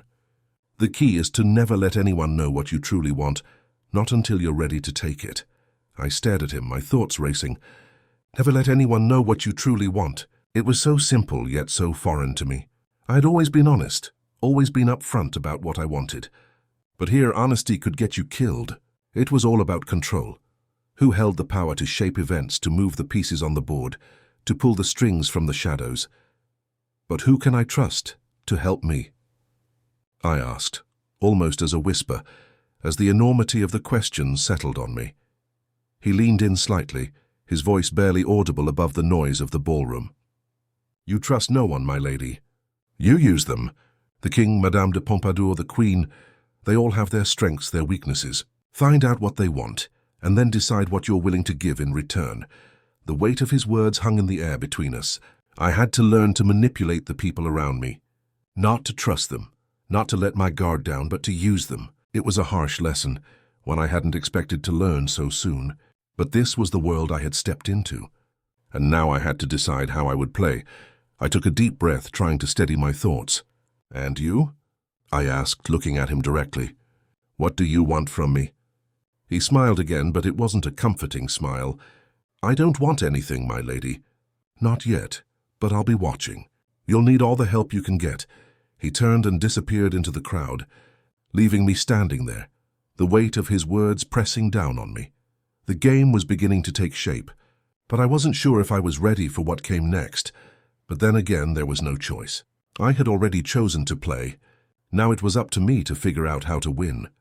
The music played on, but it felt like a distant hum now, something background to the real story unfolding before me. The lights from the chandeliers flickered off the glass and silver around the ballroom, illuminating the court in a soft glow. But beneath the surface, the tension was palpable. I had already committed. There was no turning back now. The choices I made from this moment forward would dictate everything. Allies, enemies, every move, they all mattered in this game. I looked around the room, but it wasn't just the guests I saw anymore. It was their intentions, their desires, their motivations. What did they want from me? What were they trying to gain? Madame de Pompadour was talking to the nobleman again, but her gaze kept flicking toward me. Was she sizing me up? Would she see me as a potential ally or a rival to be crushed? I had no answers, and that unsettled me. But I knew one thing. I couldn't afford to be passive. This wasn't the world where I could simply stand by and watch. The game was moving fast, and if I didn't act, I'd be swallowed up by it. I turned away from the crowd, needing space to think, to breathe. The weight of all the eyes on me was too much. I had to figure out my next move, but the steps before me felt uncertain, slippery. I had no idea where they would lead, and that made me more nervous than I was willing to admit. I found my way to a quieter corner of the ballroom, away from the chaos. The cold stone walls of the palace seemed to offer some comfort, as if the weight of history itself could keep me grounded for a moment. I leaned against a column, closing my eyes briefly, letting the sounds of the ball fade away as I took a breath. I needed to clear my mind, but it wasn't easy. The court, with its whispered promises and veiled threats, was a place that left no room for uncertainty. The man in the crimson mask's words echoed in my mind once more. You can't afford weakness here. The game was cruel, and I had already made my decision. I was in it whether I liked it or not. Suddenly I felt a presence beside me, and my eyes snapped open. You seem lost in thought, my lady. It was the king. I froze, caught off guard by his sudden appearance. His golden mask gleamed in the dim light, his eyes sharp as ever locked onto mine. There was no mistaking the authority in his presence. Even in the midst of the swirling ballroom, he commanded attention without lifting a finger. "I was thinking about the choices ahead of me," I said, trying to sound confident, though my voice wavered slightly. "Choices?" His tone was soft, but there was something in his voice that made me realize he already knew exactly what I was thinking. "You're not the only one with choices to make, my lady. In the court, the most dangerous thing is indecision. It's the ones who hesitate who fall behind." I straightened, trying to keep my composure. "I'm not hesitant," I replied. "I'm simply trying to figure out where I fit into this world."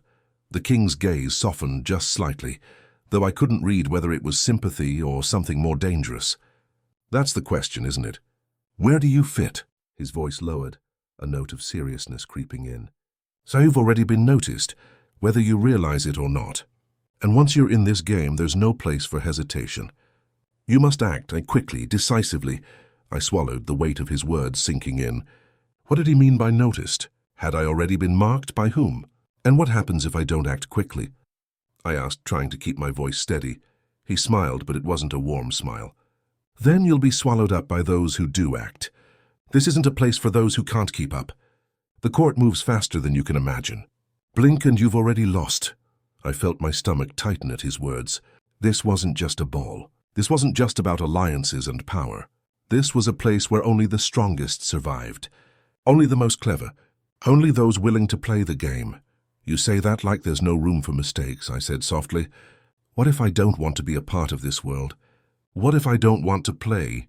The king's eyes sharpened, his expression unreadable. He took a step closer, lowering his voice, almost as if speaking a secret only for me. "You've already stepped into it, my lady. You can't undo that now. The question isn't whether you play. The question is how well you play." His words hit me like a jolt of electricity, and I realized then that he wasn't just talking about the court. He was talking about me. I had already become part of this game, even if I hadn't realized it fully before. And the more I fought it, the more I would be swept up in it. "I didn't come here to play someone else's game," I said, trying to steady my racing thoughts. He studied me for a long moment, his eyes searching mine. "And yet here you are. You've already made your move, my lady. The only choice now is whether you control your fate, or let it control you." The weight of his words hung in the air between us like a shroud. This was it, wasn't it? The court didn't care about what I wanted. It only cared about what I was willing to do to get what I needed. He stepped back then, his gaze lingering just a moment longer before he turned and disappeared into the crowd, leaving me standing there, my thoughts spinning. I had made my decision. I had chosen to play, but now I needed to figure out how to win. I stood there for a moment, my mind a whirlwind of thoughts, unable to shake the feeling that I was standing at the edge of something vast and dangerous. The king's words echoed in my mind. "You've already made your move. The only choice now is whether you control your fate, or let it control you." The air felt heavier than before, the pressure of the game growing with every passing moment. I was no longer just an observer.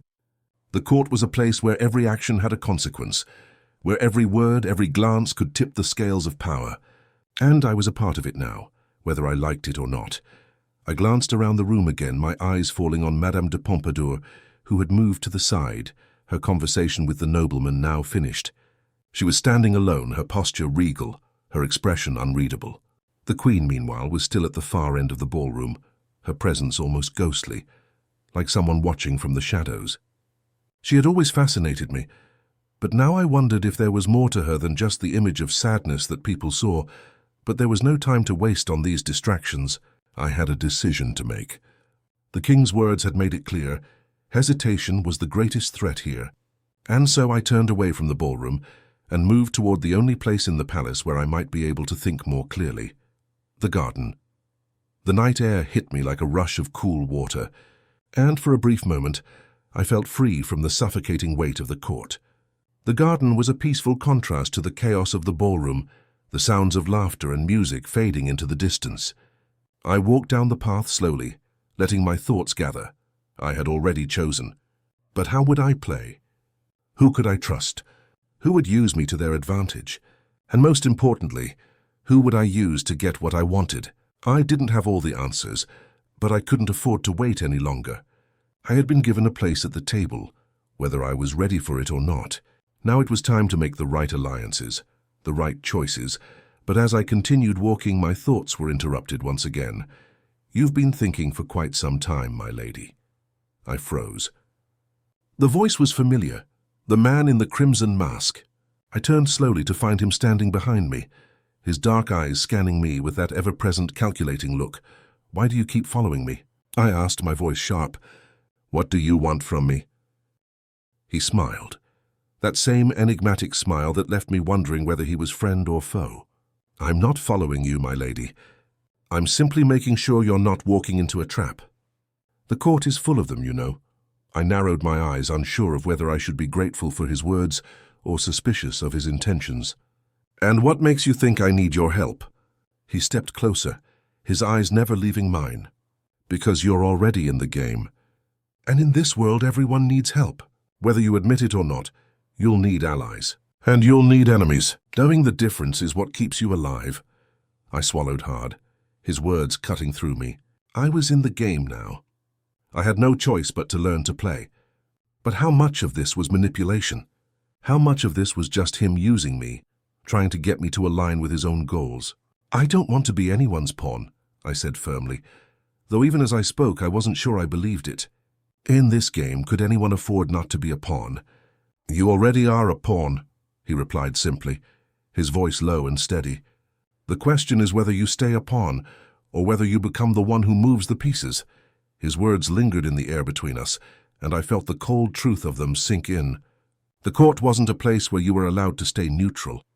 It wasn't a place where you could simply watch. You were either playing or you were being played. "Is that all this is?" I asked, my voice soft, almost as if to myself. "A game of moving pieces?" He tilted his head slightly, considering me for a long moment. "Yes, but not just any game. This game is about power, control, and survival. And in this world, those who don't play, those who hesitate, they vanish." I closed my eyes for a moment, letting his words sink in. I had already decided to play, but the gravity of it was beginning to hit me all at once. There was no room for weakness, no room for hesitation. The court was ruthless. It would chew me up and spit me out unless I learned how to move, how to maneuver, how to manipulate. I took a deep breath, trying to steady myself. "So what's the next move?" I asked, my voice firm, though I still felt uncertain. The man in the crimson mask smiled, but it wasn't a reassuring smile. It was a smile of someone who knew exactly what was coming. "Now you learn who your allies are. And you learn who your enemies are. The king will be watching. Madame de Pompadour will be watching. The queen will be watching. And you'll need to decide how much you're willing to sacrifice to survive." I looked back toward the palace, toward the ball that was still going on inside, and the people who were still playing their parts. The game was already in full swing. But what kind of player would I be? What kind of role would I play? "You'll figure it out," he said, his voice cutting through my thoughts again. "But just remember, my lady, the game doesn't wait for anyone. And if you don't play fast enough, you'll lose." I nodded slowly, trying to keep the fear from creeping into my heart. The court wasn't just a game of alliances. It was a game of survival. And now I was in it. Fully, I had no choice but to play. The silence of the garden seemed to press against me, the weight of the night's decisions hanging heavy in the air. I stood there, staring into the darkness beyond the garden's edges, my mind swirling with the consequences of my choices. The man in the crimson mask's words echoed in my head. The game doesn't wait for anyone. I wasn't sure if that was meant to be a warning or a threat, but it didn't matter. The court had already chosen me, and I had no choice but to play. But how would I play? And who would I trust in a world built on lies and manipulation? I had made my decision, to survive, to play the game.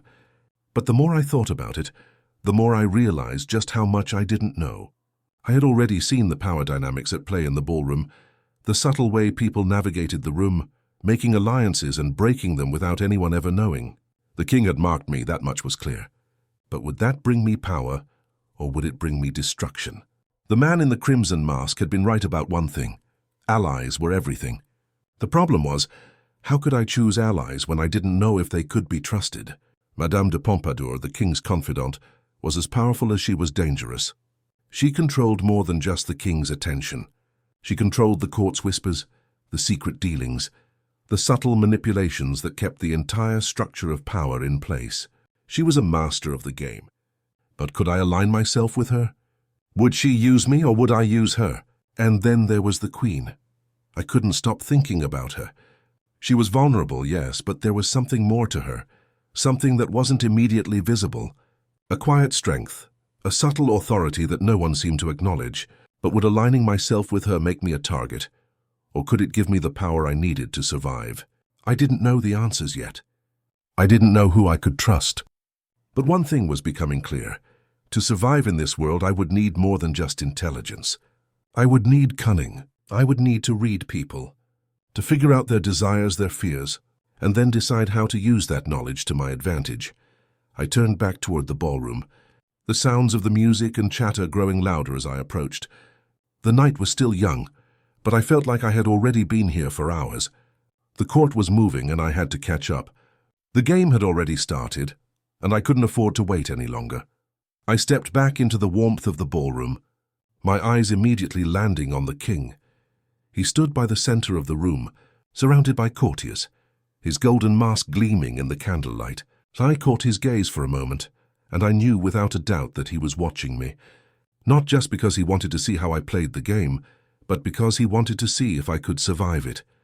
Madame de Pompadour was nearby, talking to a group of nobles, her eyes flicking toward me from time to time. She knew. She had seen me make my choice, seen me step into the game. I wasn't sure if that was a good thing or a bad thing, but it didn't matter. I had to make my move. As I moved through the crowd, I couldn't shake the feeling that I was being watched from every angle. It was like being on a stage, every action observed, every word judged. And yet somehow I felt a strange sense of clarity. This was my world now. The court had chosen me, and now I had to choose how to play. I approached Madame de Pompadour, who was still speaking with the nobleman, her posture regal, her smile calculating. She noticed me before I even spoke, her eyes flicking toward me with that knowing look. "Lady d'Aubigné," she said smoothly, her voice like silk. "I thought you had vanished into the shadows. How are you finding the evening?" I forced a smile, trying to keep my composure. "It's more complicated than I thought."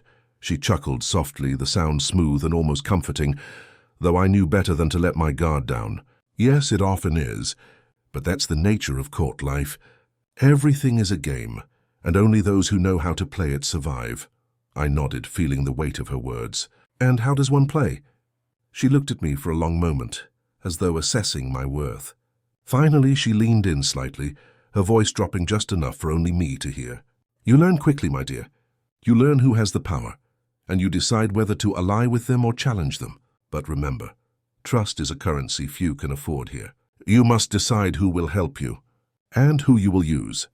Her words were sharp, but they weren't unkind.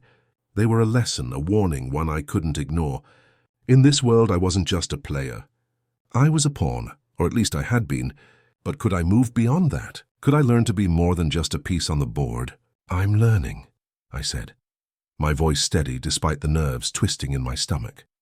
She smiled, though it was more of a knowing grin than a friendly one. "You'll need to. The court can be a dangerous place, but if you play your cards right, it can be a rewarding one." I felt a pang of uncertainty. What did she mean by that?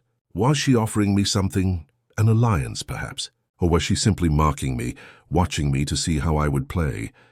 Before I could ask, she straightened and turned her attention back to the group of nobles, dismissing me with a glance that was both subtle and intentional.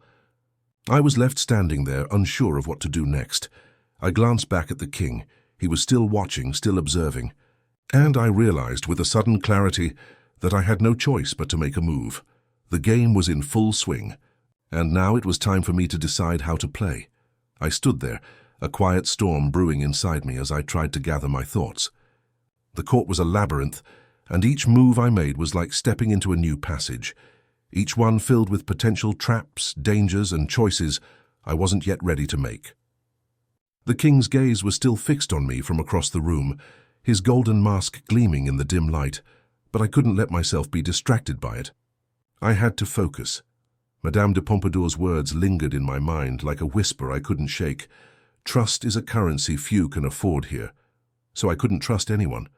That was the first rule of the game. But who could I align myself with? Who could I use to further my own position in this treacherous world?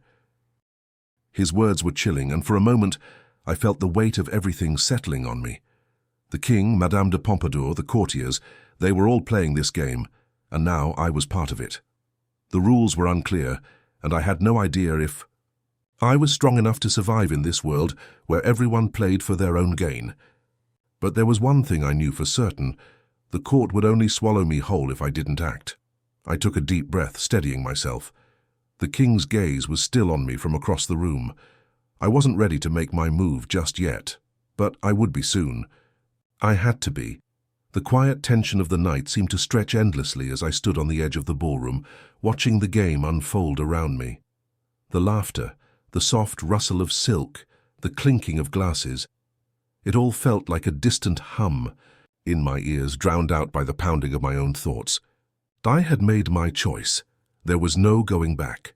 The court had chosen me, and now it was time for me to choose my path. I couldn't shake the feeling that I was walking a tightrope, one wrong move away from falling into the abyss below. The king, Madame de Pompadour, the queen, they all had their eyes on me. But why?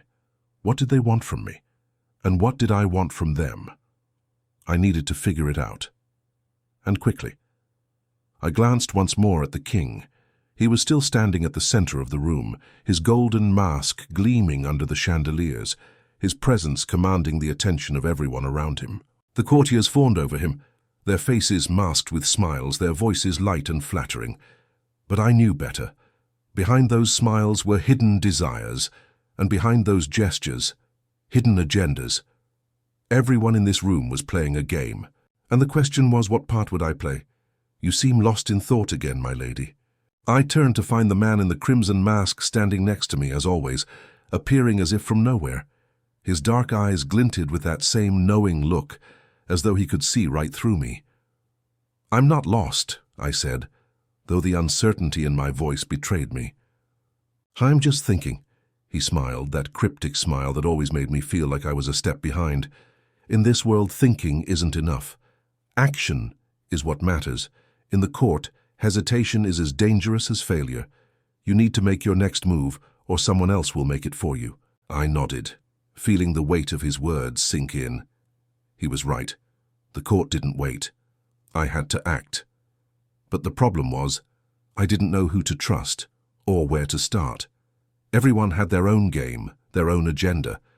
How could I know which side to play for, or even if I could trust any of them? "You've already made your choice," he said softly, almost as if reading my thoughts. "You're in the game now. You've chosen to stay, to play. The question is, how will you play it?" "I don't know," I admitted, my frustration slipping through. "There's too much at stake. I don't know who to trust or who will help me." The man in the crimson mask studied me for a long moment, his gaze piercing, and for the first time I saw a flicker of something, perhaps pity, perhaps understanding, in his eyes. "Trust isn't the point here, my lady. The court is a place where trust is a luxury. You can't afford it.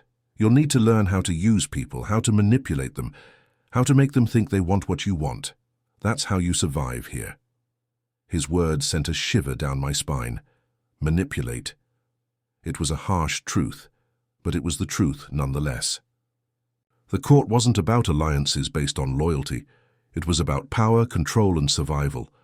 And if I wanted to stay in this game, I had to learn how to play it, the way the king did, the way Madame de Pompadour did. But I didn't know if I could become like them. "You make it sound so easy," I said, the words escaping before I could stop them. The man in the crimson mask chuckled softly. "It's not easy, but it's the only way. The court devours the weak, the indecisive. It doesn't matter who you trust, my lady. It matters who you can use and who can use you. It's a delicate dance, and you must learn the steps quickly, or the game will leave you behind." I felt a chill run through me at the finality in his voice. The court wasn't a place for hesitation or kindness. It was a place for power, for cunning, for manipulation. If I wanted to survive, I would have to learn to use those around me, and let them use me in return. "Who can I trust?" I asked, more to myself than to him, the question hanging in the air. He didn't answer right away. Instead, he watched me for a moment, as though weighing my resolve. Finally, he spoke, his voice soft but firm. No one, my lady. You don't trust here. You observe. You learn who holds power, and you align yourself with those who can help you. And when the time comes, you decide whether they are worth the price. I nodded slowly, understanding the weight of his words. This wasn't about forming friendships or alliances out of loyalty. It was about securing power, even if it meant betraying others to do so. I had to decide who I would use and who I would become. The man in the crimson mask stepped back, his eyes glinting with something unreadable. Remember, my lady, this game doesn't wait for anyone, and when the time comes, you must act before someone else does. He turned and disappeared into the crowd, leaving me standing there with the weight of his words pressing down on me. I had already chosen to play, but now I had to decide how I would play. The king, Madame de Pompadour, the queen, they were all players in this game, and I was part of it. But who would I align myself with, and who would I use to get what I wanted? I turned back toward the ballroom, feeling the weight of the court's gaze on me. The game had already begun. Now I had to figure out how to win. The ballroom buzzed with activity, but it felt as though I was standing at the center of a storm, caught in a whirlwind of uncertainty. The faces around me blurred into a sea of masks, all of them hiding something, each person playing their part in a grand game of power, deceit, and ambition. And here I was, another player, trying to find my footing in a world where nothing was as it seemed. I had already made the decision to stay to play, but now I had to figure out what that meant. The man in the crimson mask had given me a harsh lesson. Trust no one. Everyone here was playing for something, and if I wanted to survive, I had to learn how to use the people around me, even if it meant using them for my own gain. But who could I trust? Who would help me rise in this cutthroat game? The king was still at the center of the ballroom, his golden mask gleaming in the soft light. His gaze met mine again, sharp and calculating. I wasn't sure if he was watching me to see how I would play the game, or if he was simply keeping track of his next move. The truth was, I didn't know what he wanted from me, but I knew that whatever it was, I couldn't afford to disappoint him. Not yet. Madame de Pompadour, standing at the edge of the room, was another figure to watch. She had already made her presence felt, and her influence over the king was undeniable. Her eyes flicked toward me every now and then, as though she were considering me, testing me. Was she an ally or would she be a threat? I couldn't decide. What I did know was that she was powerful, and I would need her favor, or at least her protection, if I wanted to navigate the court. Then there was the queen. She was standing in the corner, her face partially hidden behind the veil of her mask. She looked so fragile, so out of place in this world of intrigue. But there was something in the way she carried herself that told me she was more than she appeared. The queen had power, but it was a delicate power, one that could easily be exploited. Could I use her to my advantage, or would she be another pawn in someone else's game? I turned away from the crowd, the weight of the night pressing down on me. The man in the crimson mask had been right about one thing.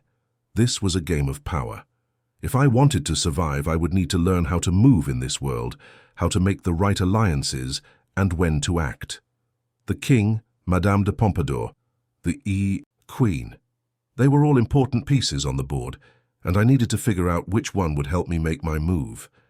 I walked out of the ballroom into the cool night air of the palace gardens, trying to clear my mind. The weight of my decision was still heavy on my shoulders. I had stepped into the court, but now I had to decide how I would play the game. Would I play for power, or would I be content with simply surviving? I was lost in thought when I heard footsteps approaching. I didn't need to look up to know who it was. His presence was unmistakable. "You're not the only one who's been watching," the man in the crimson mask said, his voice as smooth as ever. I turned to face him, my frustration bubbling up. "Why do you keep following me?" He smiled, though it wasn't an answer. "I'm not following you, my lady. I'm offering you a choice." "A choice," I repeated, narrowing my eyes. He stepped closer, his figure half hidden by the shadows. "You've already chosen to stay, but the court offers you more than one path. The king, Madame de Pompadour, the queen, they each have something to offer, but they also each have something to take. The question is, Which one will you align yourself with, and more importantly, what are you willing to sacrifice to get what you want? I needed allies, but more than that, I needed to understand the game itself. The king, with his cool distance and power, wasn't going to make it easy. Madame de Pompadour, with her sharp mind and equally sharp tongue, was a potential ally but also a dangerous one.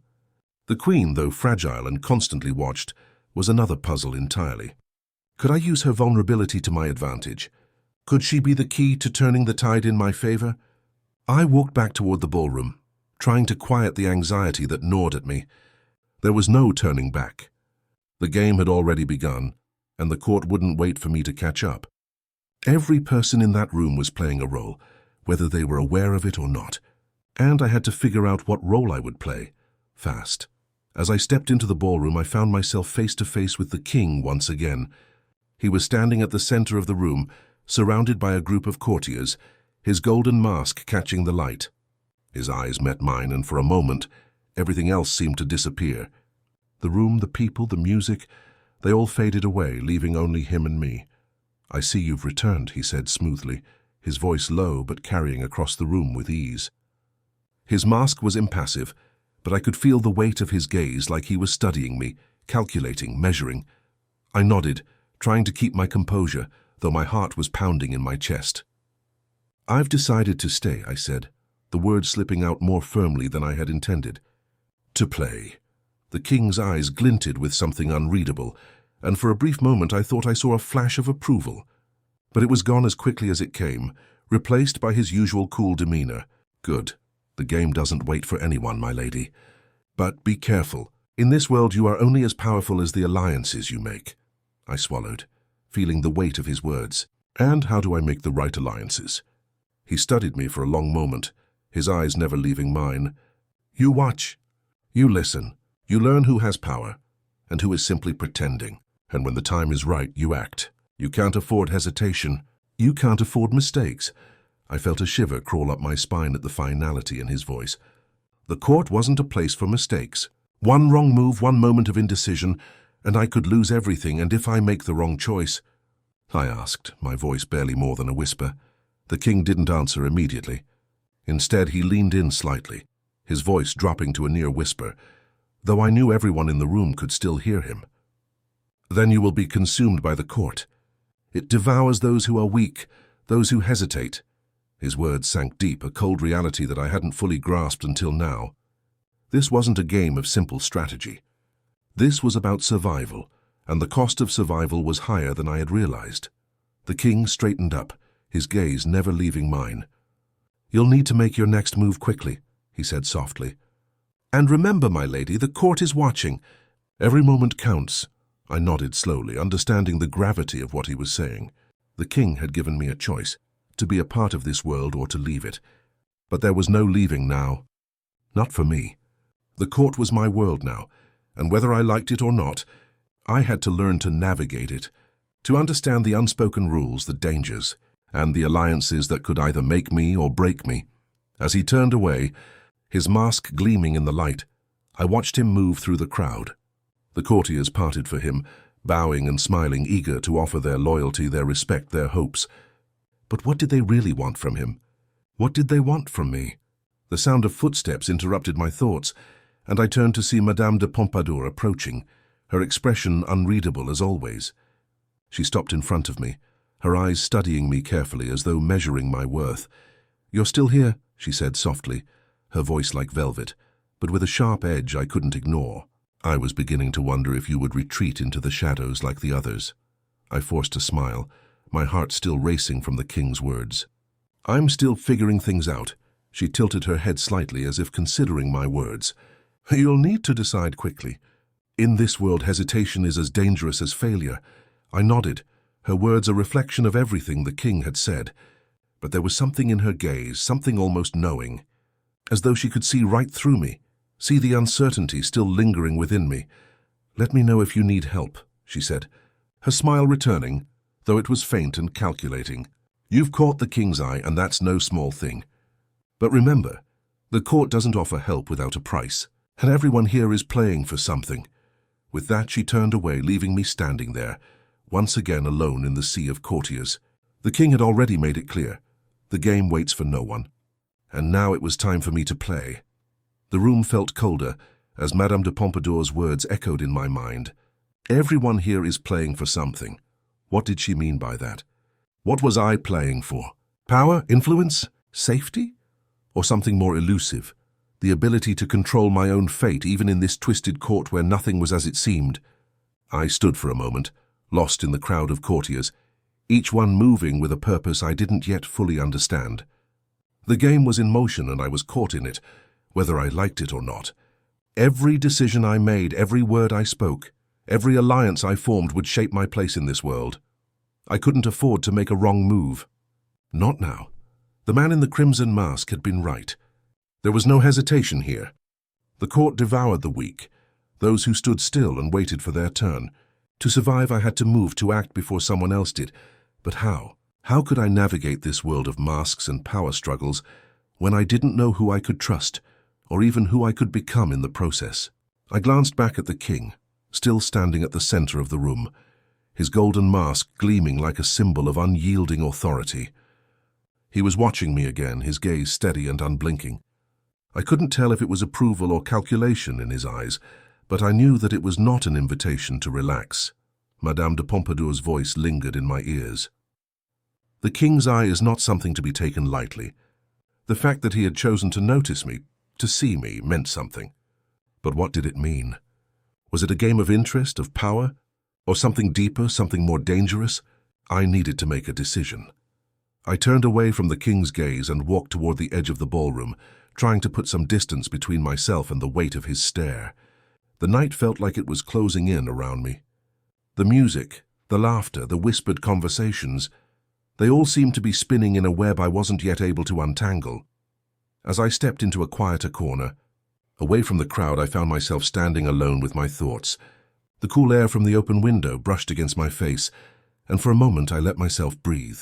The court was a dangerous place, but it was also a place of opportunity. The problem was I didn't know if I was ready to seize it, or if I was simply standing at the edge, too afraid to jump. "You look like you're lost, my lady." I turned to see the man in the crimson mask standing before me, his figure cutting through the shadows like an apparition. "I'm not lost," I said, my voice firm, though a flicker of uncertainty still hung in the air between us. "I'm just thinking." He smiled, that same cryptic smile that always left me wondering what he was really thinking. The court doesn't leave room for thinking. It only leaves room for action. His words hit me like a jolt. Action. That was what I needed. I couldn't keep standing on the sidelines. If I wanted to survive, to thrive in this world, I had to act. But where should I act first? "The king watches you, my lady," he continued, his voice lowering as if speaking a secret meant only for me. "You've already made an impression. But it's not just the king you should be concerned with. Madame de Pompadour sees everything, and she knows what you're capable of." I frowned, unsure whether I should be comforted or unsettled by his words. "What does that mean?" "It means you have options," he said, his eyes glinting with an emotion I couldn't place. "You've been marked by the king, and that's powerful. But there are other paths, other alliances you could make. It's all about who you choose to play for." "I don't know what to do," I admitted, the frustration rising inside me. "I don't know who I can trust. I don't even know what the king wants from me." The man in the crimson mask studied me for a moment, his expression softening ever so slightly. "You'll never know what the king truly wants. But that's part of the game. The court is full of people with hidden agendas, my lady. And it's not about trusting them. It's about using them." The weight of his words settled heavily in my chest. Using them. That was what this game was about, wasn't it? It wasn't about friendship or loyalty. It was about power. And whoever had the most power controlled the game. I felt the tension in my chest tighten. The court was not a place for idealism. It was a place for survival, for calculated moves and for sacrifices. "You say that like it's easy," I said quietly. "But how do I know when to trust someone? How do I know who will help me and who will betray me?" The man in the crimson mask's smile faded, replaced by a more serious expression. "That's the trick, my lady. You don't know. You only learn when the game reveals itself to you. And by then it may already be too late." His words hung in the air, heavy and laden with meaning. Sacrifice. What would I have to give up to win this game? Could I afford to give up my morals, my integrity, just to survive in this world of masks and power? The thought was terrifying. But the court didn't care about integrity. It cared about power. And if I didn't want to be consumed by it, I had to learn how to wield that power. I took a deep breath, trying to steady my racing heart. "I don't know if I can do this," I said, my voice barely above a whisper. "I don't know if I'm ready to sacrifice everything." The man in the crimson mask regarded me for a moment, his expression unreadable. "Then you're already lost," he said, his tone as cold as ice. "The court doesn't care about hesitation. It doesn't care about your doubts. It only cares about who is willing to act, and you've already made your choice. Now you must decide how to play the game." I looked up at him, the weight of his words sinking in. The court didn't care about me. It didn't care about my fears or my doubts. It cared about power, and if I wanted to survive, I had to learn how to play the game. "I'm ready," I said, my voice firm despite the unease still bubbling within me. "I'll play. But I'll play on my terms." He smiled, though it was a smile full of warning, full of unspoken knowledge. "The game doesn't have terms, my lady. It has rules, and the only rule is that you must win." With that, he turned and walked away, disappearing into the shadows.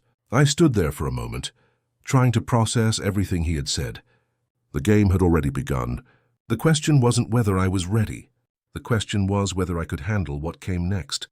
I turned back toward the ballroom, my heart heavy with the knowledge of what I had to do. The king, Madame de Pompadour, the queen, they were all players in this game. And now I had to decide how I would play. There was no turning back. The air inside the ballroom was thick with whispers, the music and laughter drowning out the tension that seemed to pulse through the room. Every movement, every glance was measured, every word calculated, and I was part of it now. No longer a passive observer, but a player in a game where the stakes were higher than I had ever imagined. I stood at the edge of the room, my mind racing, trying to process everything. The man in the crimson mask had told me I needed to act. The king had already made his move, and Madame de Pompadour was watching me with her sharp, calculating gaze. But what did I want? What was I willing to do to secure my place in this world of masks and deceit? I glanced over at the king again. His golden mask caught the light, its gleam cold and unfeeling. He was surrounded by courtiers, each of them eager to catch his eye, to win his favor.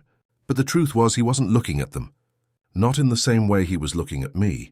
His gaze was steady, sharp, as if he were waiting for something, or perhaps someone, I couldn't be sure. I had no idea what he wanted from me. But I did know one thing. In this court, everyone played to win. And if I wanted to survive, I had to learn how to move the pieces on the board. But which pieces? Who could I trust? Who would help me rise and who would bring me down? "Lady d'Aubigné," a voice interrupted my thoughts. I turned to find Madame de Pompadour approaching me, her smile as smooth as ever, though I could see the faintest glint of something sharp behind her eyes. She was always watching, always calculating, and now it seemed I had caught her attention. "You've been quiet tonight," she said, her voice soft but carrying that undercurrent of power that I had learned to recognize. "I trust you're finding your place in the game." I took a deep breath, steadying myself. "I'm still learning." She nodded, though the smile never left her lips. "We all are, my dear. But time waits for no one. And here, if you don't make your move, someone else will." Her words were pointed, deliberate. She was offering me something, I could feel it. "But what, an alliance? A warning?" "You've caught the king's eye," she continued, her voice dipping lower as if sharing a secret. "And that's no small thing. But you must remember, in this court the king is not the only one with power.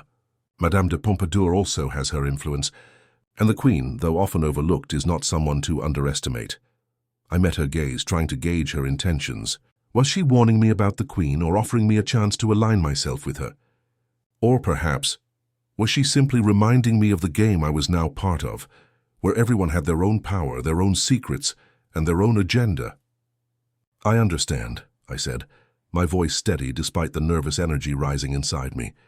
"But how do I know who to trust?" Madame de Pompadour's smile widened, though there was something almost predatory in it. "Trust is a luxury you cannot afford here, my dear.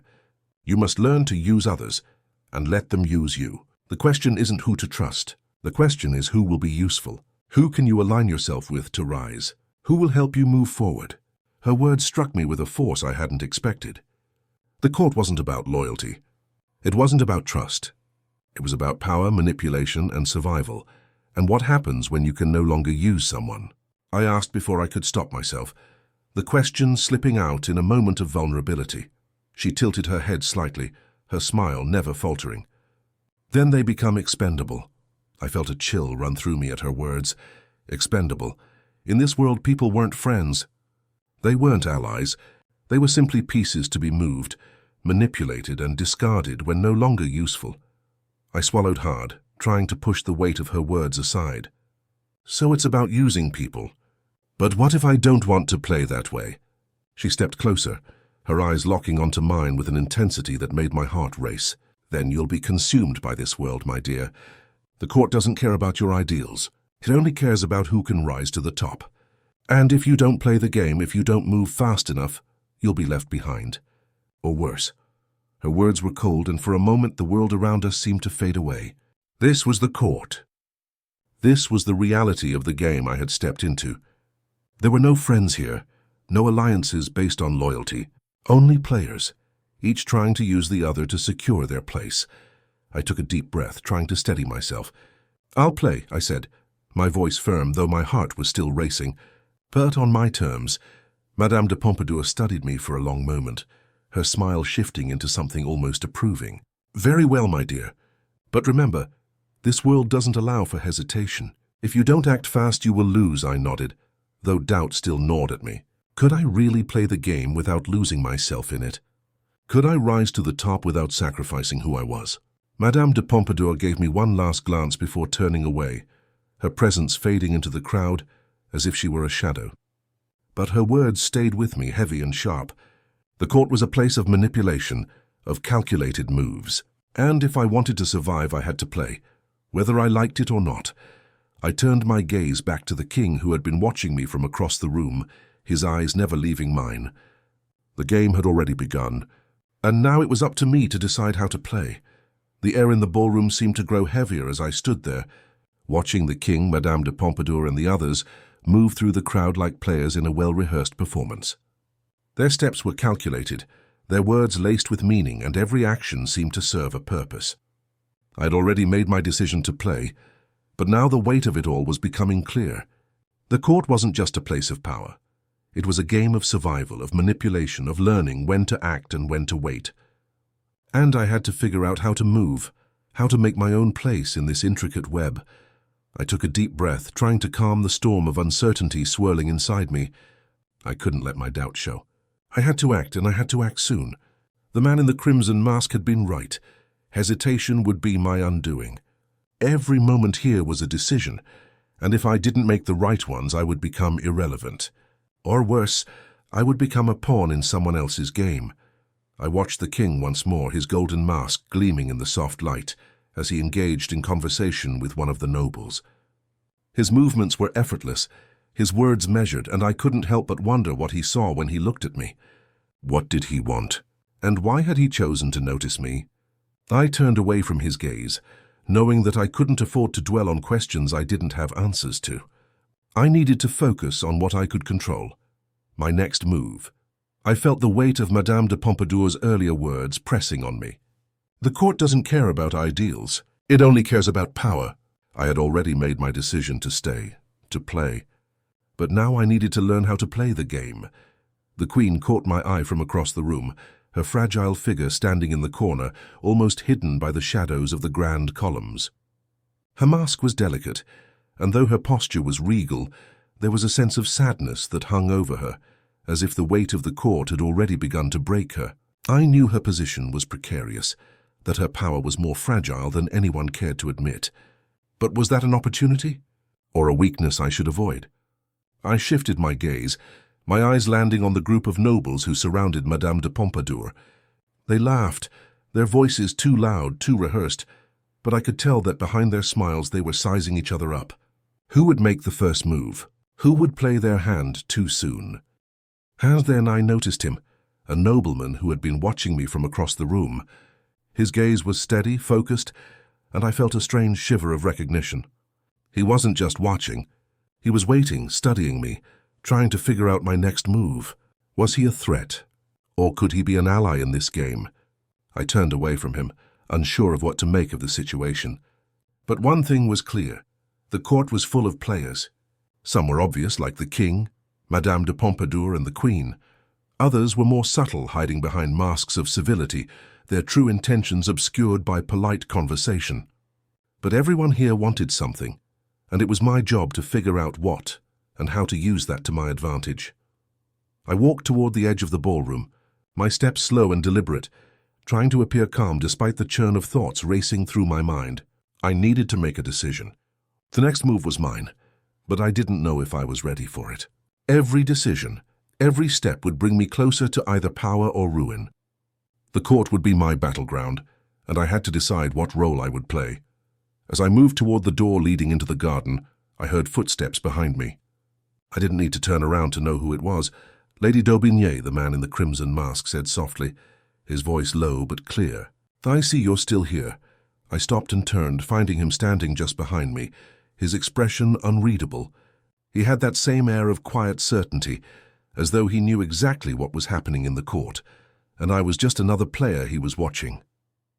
But why? What was he after? "I'm still here," I replied, my voice steady, though I could feel the weight of his gaze on me. "And I'm still figuring things out." "Time is running out," he said, taking a step closer, his eyes searching mine. "The longer you hesitate, the more others will close in on you. You've already made your decision to stay, but the question is, what will you do with that decision?" I took a deep breath, trying to steady myself. "I'm not sure," I admitted, my frustration creeping into my voice. "There's so much to consider, so many people to keep track of. How do I even begin to choose?" He tilted his head slightly as if considering my question. "It's simple, my lady," he said, his voice low and deliberate. "You don't choose the right people. You choose the people who can help you move forward. The king, Madame de Pompadour, the queen, they are all players in this game. But you must decide who will use you to their advantage, and who you will use." His words made something click inside me, but the realization came with a bitter taste. Use people. Manipulate them. It wasn't about trust. It was about control. "In this world it was only about control, I see," I said quietly, though part of me recoiled at the thought. But I couldn't afford to be naive. I couldn't afford to be weak. If I wanted to rise, I had to learn how to play the game, even if it meant losing parts of myself along the way. The man in the crimson mask nodded, as though he had expected my response. "You understand, then. But remember, time is a luxury you don't have. The court moves quickly, and if you don't act, someone else will." He turned and walked away, his figure melting into the crowd, leaving me standing there, the weight of his words settling on my shoulders. The court didn't wait. It didn't care about hesitation.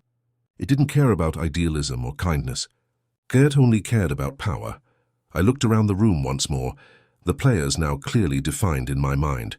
The king, Madame de Pompadour, the queen, the courtiers, and me, the newest player in this dangerous game. The next move was mine. I stood there for a moment, my mind whirling with possibilities, my heart beating faster as I took in the scene before me. The court was alive with energy, with tension, with the subtle push and pull of ambition. Everyone here was playing the same game. The question was who would come out on top. The man in the crimson mask's words echoed in my ears. "You don't choose the right people. You choose the people who can help you move forward." The king, Madame de Pompadour, the queen, they are all players in this game. But how did I choose? I didn't have the luxury of time. The longer I hesitated, the more I risked losing everything. I glanced at the king again, still surrounded by courtiers who fawned over him, hanging on his every word. His golden mask gleamed like a symbol of unyielding power, but I could feel the coldness beneath it. The king wasn't just a ruler. He was a player, and I was a piece on his board. I turned away from him, unwilling to fall into the trap of overthinking. The king had his sights on me, but that didn't mean he was the only one. The court was full of players, each one trying to carve out their place. But I needed to decide who could help me, who could be manipulated, used, or aligned with. I looked around the room, my gaze landing on Madame de Pompadour once more.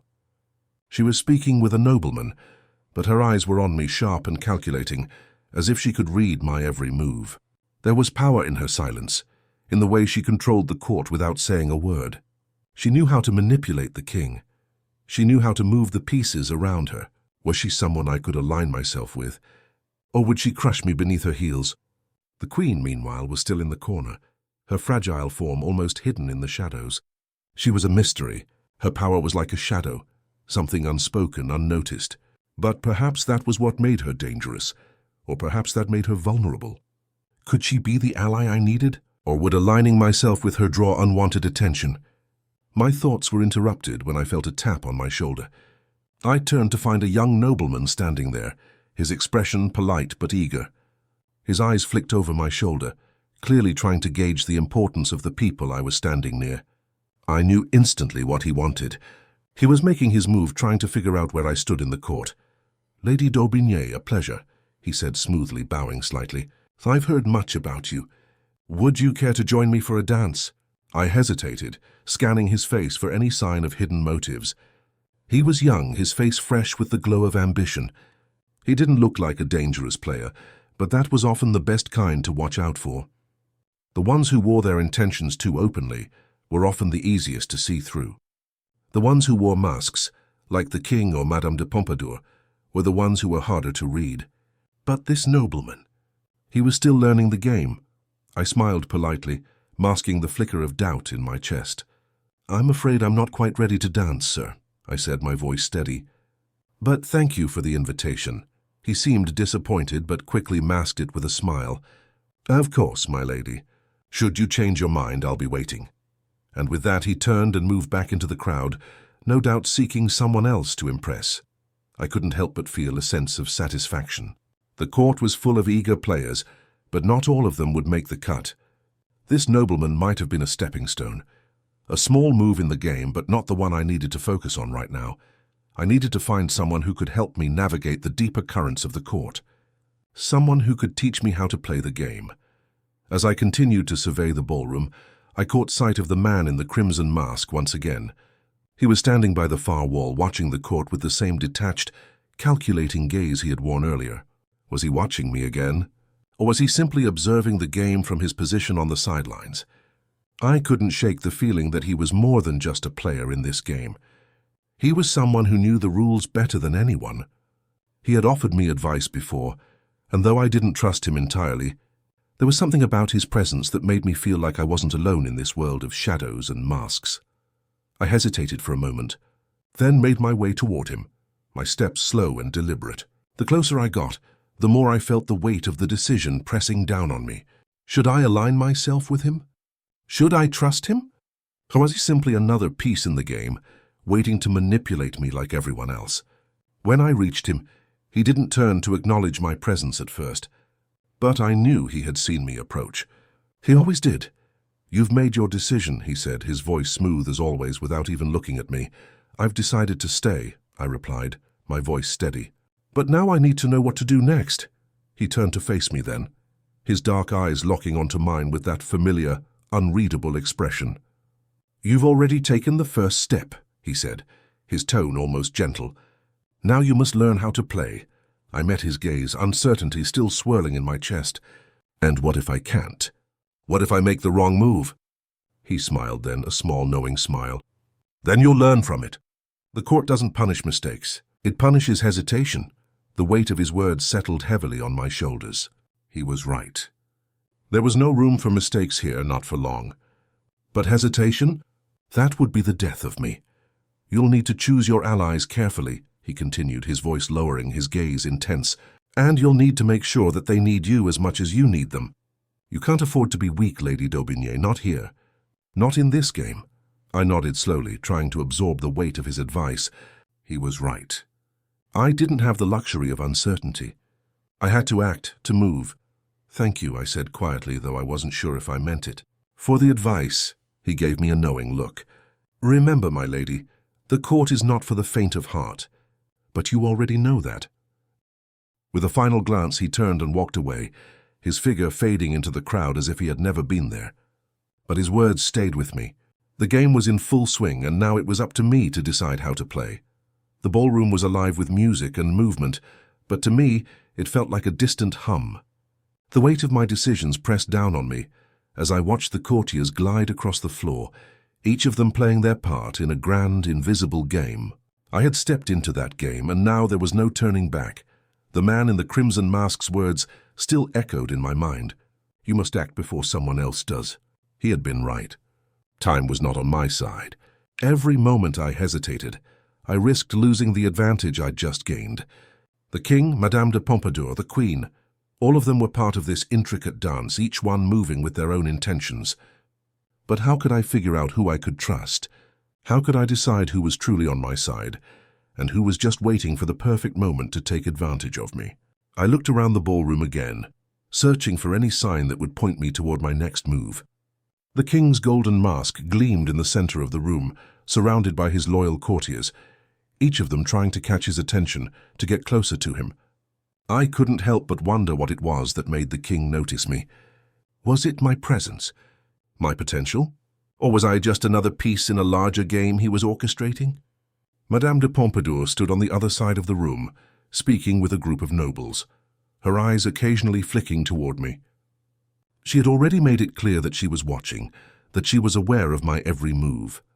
Her power was not just in her beauty, or her influence over the king, but in the way she controlled the court's whispers, the unspoken rules that everyone followed. Could I use her power, or was I simply a pawn in her plan? And then there was the queen.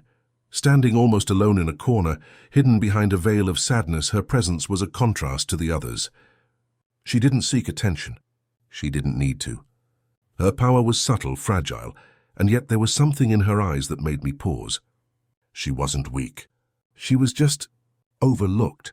Could I use her vulnerability to my advantage? Or was I making the mistake of underestimating her? I shook my head, trying to clear the fog of uncertainty. I had to make a decision. The next move had to be mine, and it had to be the right one. I walked across the ballroom, my steps slow but deliberate, making my way toward the far side of the room where the king stood. I wasn't sure if I was ready to face him directly, but I couldn't avoid it forever. He was watching me. He had noticed me, and now I had to decide if I would play into his hands or if I would make my own play. As I neared him, the crowd seemed to part in a way that made it feel like the king and I were the only two people in the room. His eyes met mine, and for a brief moment I felt as though he were looking straight through me. There was no warmth in his gaze, no comfort.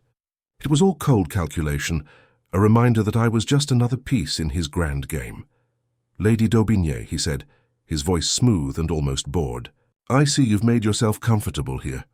I swallowed, forcing a smile despite the tightness in my chest.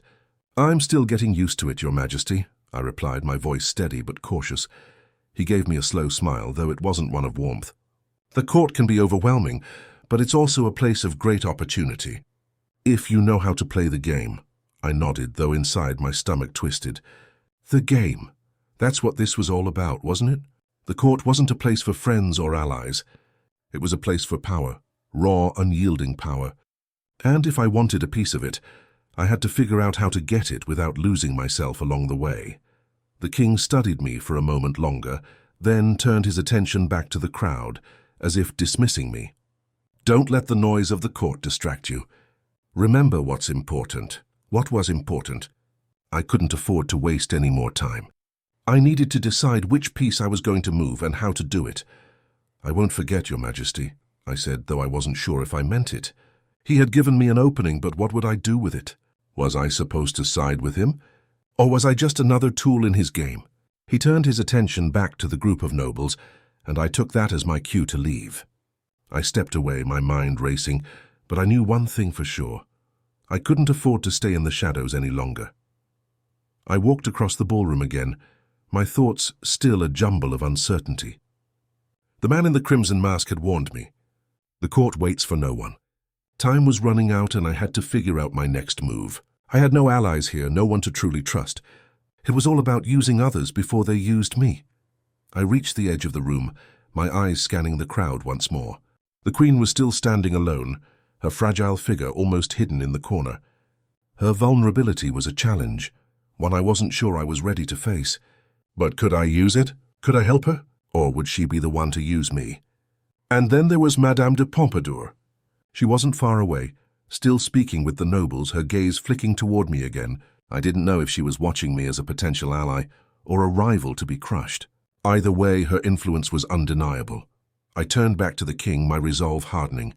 I wasn't sure what I was playing for yet, but I knew one thing. I couldn't let hesitation rule me. The court was a dangerous place. The only way to survive was to act, and act quickly. The game had already started. It was time to play.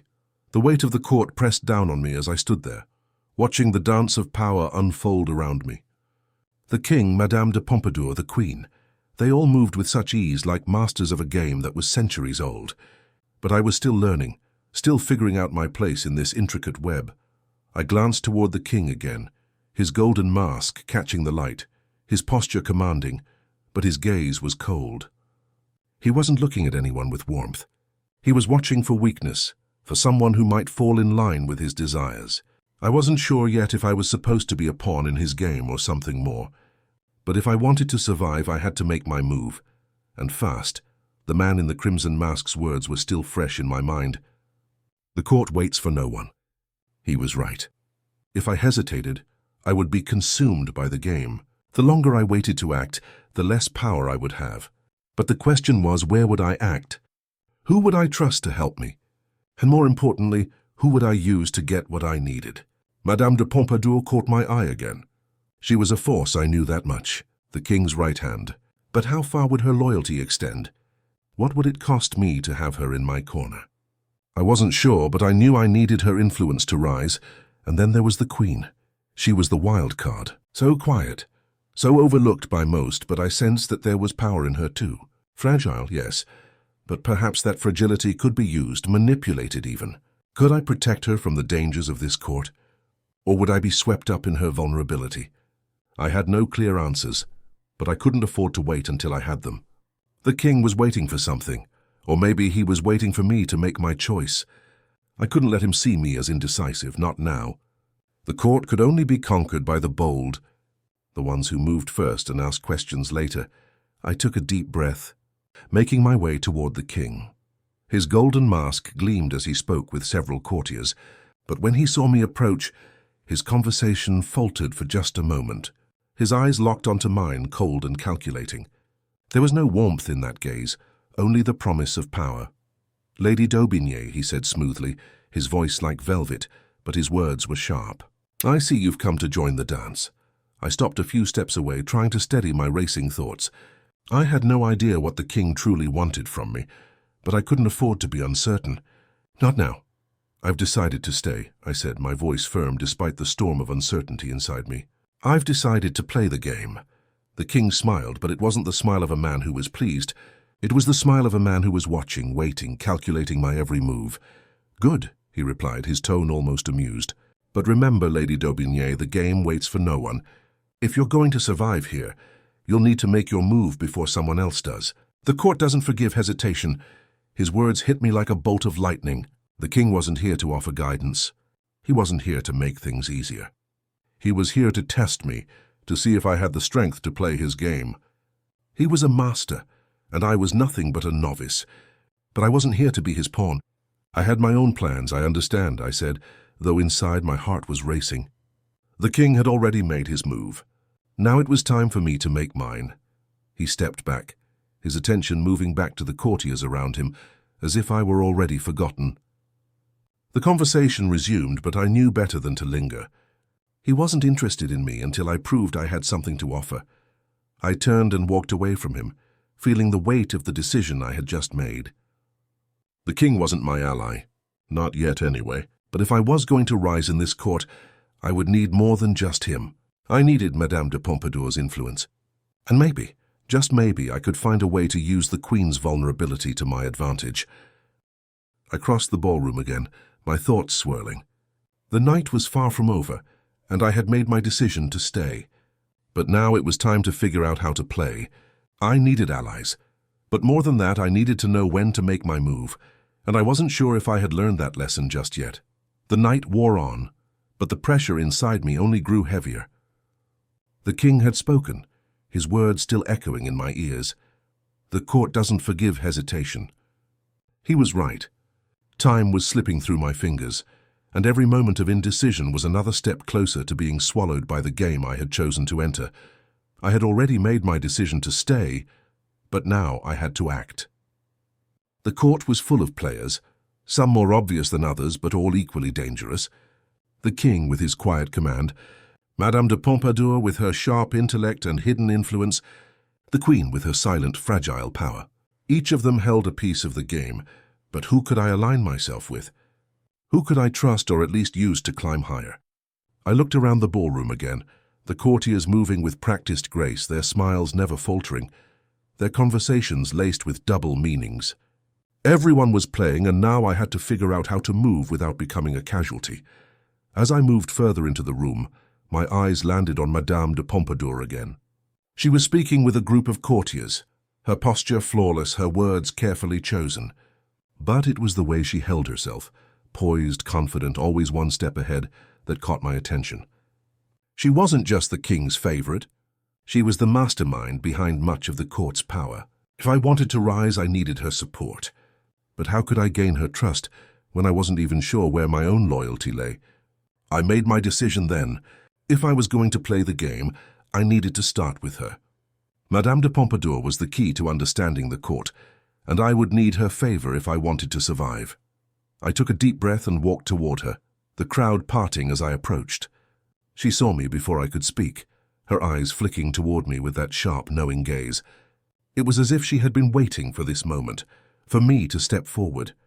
She was, after all, a master of reading people, and she would know, just as I did, that I couldn't afford to stay in the background any longer. "Lady d'Aubigné," she said, her voice warm but laced with calculation, "you've been quiet tonight. I trust you're finding your place in this world." I felt a moment of uncertainty, but I forced it down. "I am still learning," I said, my voice steady, though the words didn't feel quite true. The court was not a place for learners. It was a place for survivors, and I had to figure out how to survive. She tilted her head slightly, studying me with that piercing gaze. "Everyone here is learning, my dear, but the court doesn't have patience for those who take too long to figure it out." "I understand," I replied, feeling a surge of determination. "I'm ready to learn quickly." She smiled then, a smile that wasn't entirely friendly but more like a challenge. "Good, you'll need to. The court has its own rhythm, its own rules, but only those who know how to move with it rise." I nodded, trying to hide the unease I felt. "And what would you advise, madam?" Her eyes sparkled with something close to amusement. "I would advise you to watch carefully. The king, though he rules this court, does not hold all the power. Madame de Pompadour is merely the most visible face of the game, but there are others who hold far more influence behind the scenes. The question is, who will you align yourself with?" Her words were both an invitation and a warning. Aligning myself with her was a path to power, but it was a path that came with its own dangers. She wasn't offering me safety. She was offering me an opportunity. But what did I have to give in return? "I will be careful," I said, my voice firm, though doubt lingered at the edges. "I want to rise, madame, and I'll do what it takes to ensure I don't fall." She studied me for a long moment, her expression unreadable, before nodding once. "You'll need more than ambition to survive here, my dear. You'll need to be ruthless." I swallowed hard, her words settling heavily in my chest. Ruthless, that was the word that would define everything from now on. I had no illusions about the court anymore. This wasn't a place for kindness or mercy. It was a place for power, and only those who were willing to seize it could rise above the rest. "You'll find your place," she said finally, her smile softening just a touch. "But remember, Lady d'Aubigné, no one here plays for free. If you want to rise, you'll have to make sure that those around you are just as invested in your success as you are." I nodded, her words sinking in deeper than I wanted to admit. I had already chosen to stay. Now I had to choose how to move, and with whom I would align myself. But one thing was becoming clearer. This was the game. There were no second chances. The moment I stepped into this world, I had sealed my fate. Madame de Pompadour turned to rejoin her group, leaving me standing there in the midst of the grand ballroom. I took a deep breath, feeling the weight of the decision that had just been made. The court had already decided my fate. Now it was up to me to decide who I would become in this world of masks and shadows. I wasn't sure if I was ready, but I couldn't afford to hesitate anymore. The game was already in motion, and there was no turning back now. The night was growing late, and the ballroom's energy seemed to shift with the hours. The initial buzz of excitement had given way to something heavier, something more calculated. The court was a place of power, but it was also a place of watching, waiting, and positioning. And I had finally understood. I wasn't just an observer anymore. I was part of it. I had made the decision to stay. I had made the decision to play. And now it was time for me to decide how to move. Madame de Pompadour had given me the first piece of the puzzle. Align yourself with the powerful. But how? And more importantly, who? She had made it clear that in this world, alliances were fragile and power was always shifting. I glanced around the room again. The king, still at the center of it all, was speaking with a group of nobles, his posture perfect, his mask glinting in the soft light. His influence was undeniable, but did I want to place my trust or my future in the hands of someone so calculating, someone so indifferent? And Madame de Pompadour, her presence filled the room like a shadow. She had power, there was no doubt about that. She controlled the whispers, the subtle undercurrents of the court. But could I trust her? Or was I just another piece in her grand design? I turned away from the king and Madame de Pompadour, and my eyes landed on the queen.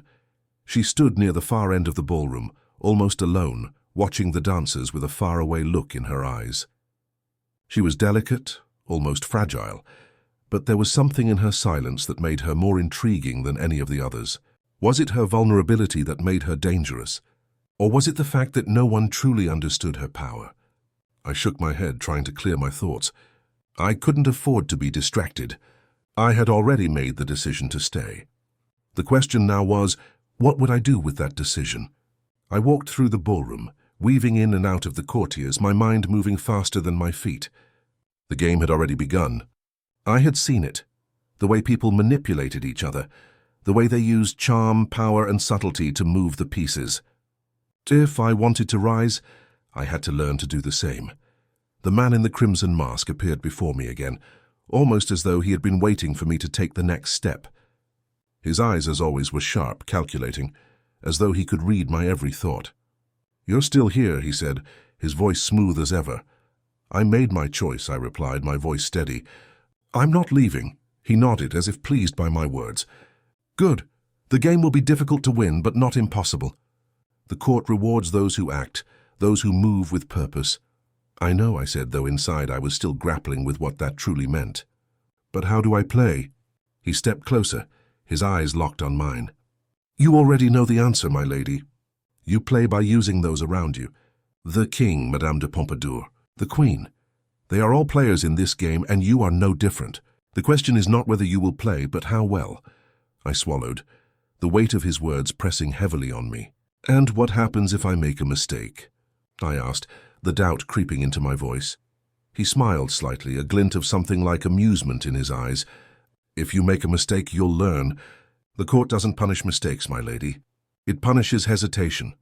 The truth of his words sank in deep. There was no room for uncertainty in this world. The court would devour me if I didn't learn to move with purpose, with strength. I had already chosen my path.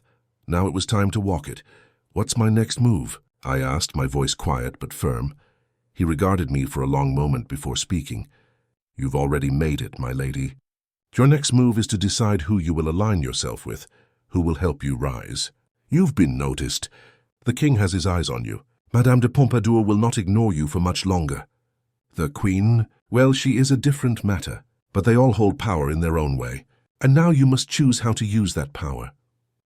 I nodded, his words settling over me like a blanket of cold reality. This was the court, a place where power was everything, and everything else was a tool to be used. The king, Madame de Pompadour, the queen. I would need all of them or none of them. The question was, who would I trust to help me move forward? I took a deep breath, steadying myself. The game had already begun, and there was no turning back. The pieces were in motion. Now it was time for me to make my move. The music in the ballroom seemed to fade into the background as I stood at the edge of the crowd, my mind racing with the decisions I had yet to make. The king, Madame de Pompadour, the queen, they were all players in this game, but what role was I supposed to fill? How could I move the pieces without becoming a casualty in the process? I had already chosen to stay. Now I had to figure out who to align myself with, who to use, and how to navigate the maze of power that surrounded me. There was no time to hesitate. The court was waiting for no one, and if I was going to survive, I needed to learn how to make the right moves, how to read the faces around me, and how to seize every opportunity that came my way. I looked across the ballroom again, and my eyes immediately landed on Madame de Pompadour. She was engaged in a conversation with a nobleman, but her eyes flickered in my direction for just a moment. A brief calculating glance. She had seen me and she was measuring me. I could feel it. She was a woman of immense power, but how much of that power could I use? How much would I have to give in return? I tore my gaze away from her and turned toward the Queen. She stood in a corner as she had before, her fragile figure barely noticed by most. But that fragility was what made her dangerous, wasn't it? She was overlooked, underestimated. But there was power in being underestimated. If I could learn to read her, I could unlock something that others might never see. And then there was the king, still standing in the center of the room, still the focal point of every conversation. His mask gleamed in the soft light, but his eyes held a calculating look, as if he were waiting for someone to make a move. Waiting for me, perhaps. His attention had been drawn to me before, but what did that mean? Was he watching me as a potential ally, or was I simply another player in his grand design? My thoughts were interrupted by a soft voice beside me. "You're deep in thought." "My lady," said the man in the crimson mask, his tone smooth, almost teasing.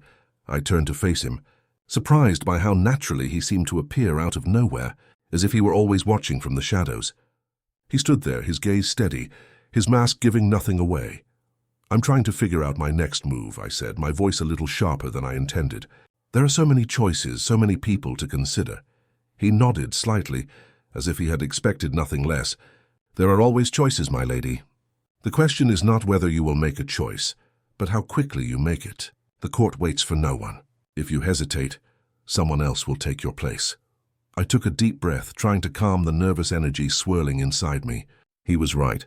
There was no room for indecision here. The court moved at a pace I wasn't yet used to, but I couldn't afford to stay behind. If I wanted to survive, I had to act. "I've already made my decision," I said, my voice firmer now. "I'm staying. I'm playing." The man in the crimson mask gave a slight smile, but it wasn't reassuring. It was more like a quiet acknowledgement of what I had just committed to. "Good. The game is already in motion. Now you must decide how to play. But remember, in this world there is no place for weakness." "I'm not weak," I said, my voice more forceful than I had intended, but there was truth to the words. The court was not a place for weakness. It was a place where power was gained and lost with every passing moment. He nodded again, as though he understood exactly what I was trying to prove. "No, my lady, you are not weak, but neither are you invincible. That's the trick, isn't it? Knowing when to move, when to act, when to strike." His words hit me hard, like a cold splash of water. The game wasn't just about making the right alliances or choosing the right people. It was about knowing when to make the move, when to act on what I knew, when to take control of my destiny. "How do I know when to act?" I asked, my voice quieter now, unsure of whether I truly understood the rules of this game. He looked at me, his eyes piercing, and for a moment I saw a flicker of something, perhaps amusement, perhaps respect. "You'll know, my lady.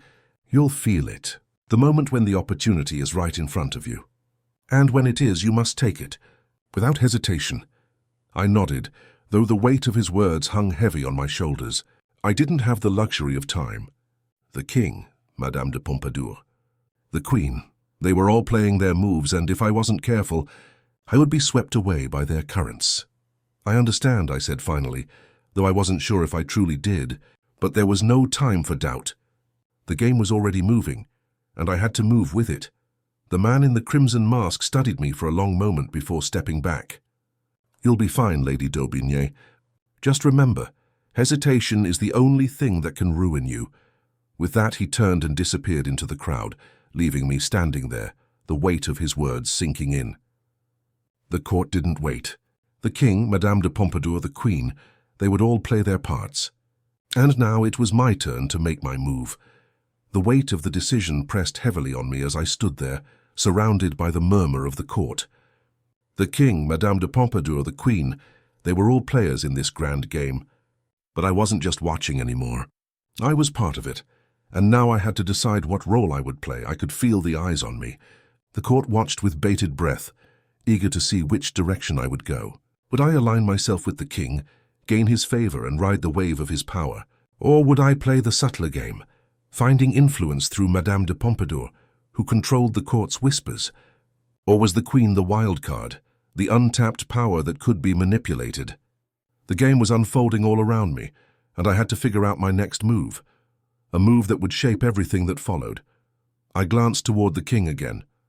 He was still speaking with courtiers, his golden mask gleaming under the soft light. His words measured, his power obvious.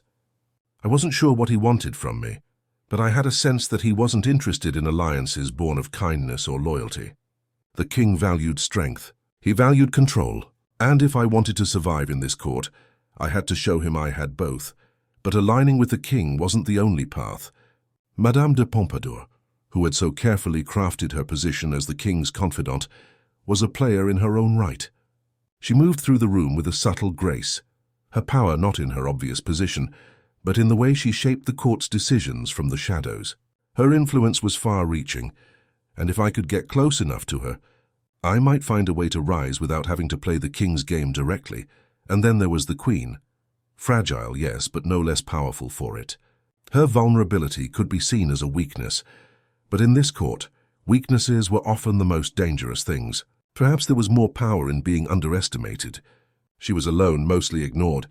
But could that silence be turned to my advantage? Could I protect her, and in doing so gain the influence I needed? I took a deep breath, trying to calm the swirl of thoughts in my mind. I couldn't afford to stay on the sidelines anymore. The man in the crimson mask had been right. Hesitation would ruin me. The question wasn't whether I would act, but how suddenly I felt a light tap on my shoulder, and I turned quickly to find Madame de Pompadour standing just behind me, her sharp eyes studying me as if weighing my every thought. "You've been quiet tonight." "Lady d'Aubigné," she said, her voice smooth, laced with something unreadable. "Have you found your place in the court?" I froze for a moment, unsure of what to say. The last thing I wanted was to appear indecisive in front of her, but I couldn't deny the truth of her question. I was still figuring it out. "I'm still learning," I said finally, keeping my voice steady, though my mind was racing. "But I'm beginning to understand the rules." She smiled, though it wasn't a smile of kindness. It was the smile of someone who saw far more than she let on. "The court doesn't have rules, my dear. Not the kind you think. It's a game of power. And power is fluid. It moves, it shifts, and if you're not careful, it will slip right through your fingers." I swallowed hard, feeling the weight of her words settle into my chest. She was right. Power was never static here. It was always in flux, always up for grabs.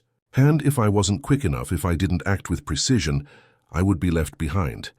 "But the question is," she continued, her gaze never leaving mine, "who do you want to align yourself with? Who will you use to move forward? You can't rise on your own, my dear. You need someone." I nodded, trying to hide the uncertainty that flared up inside me. I knew she was testing me, gauging my response.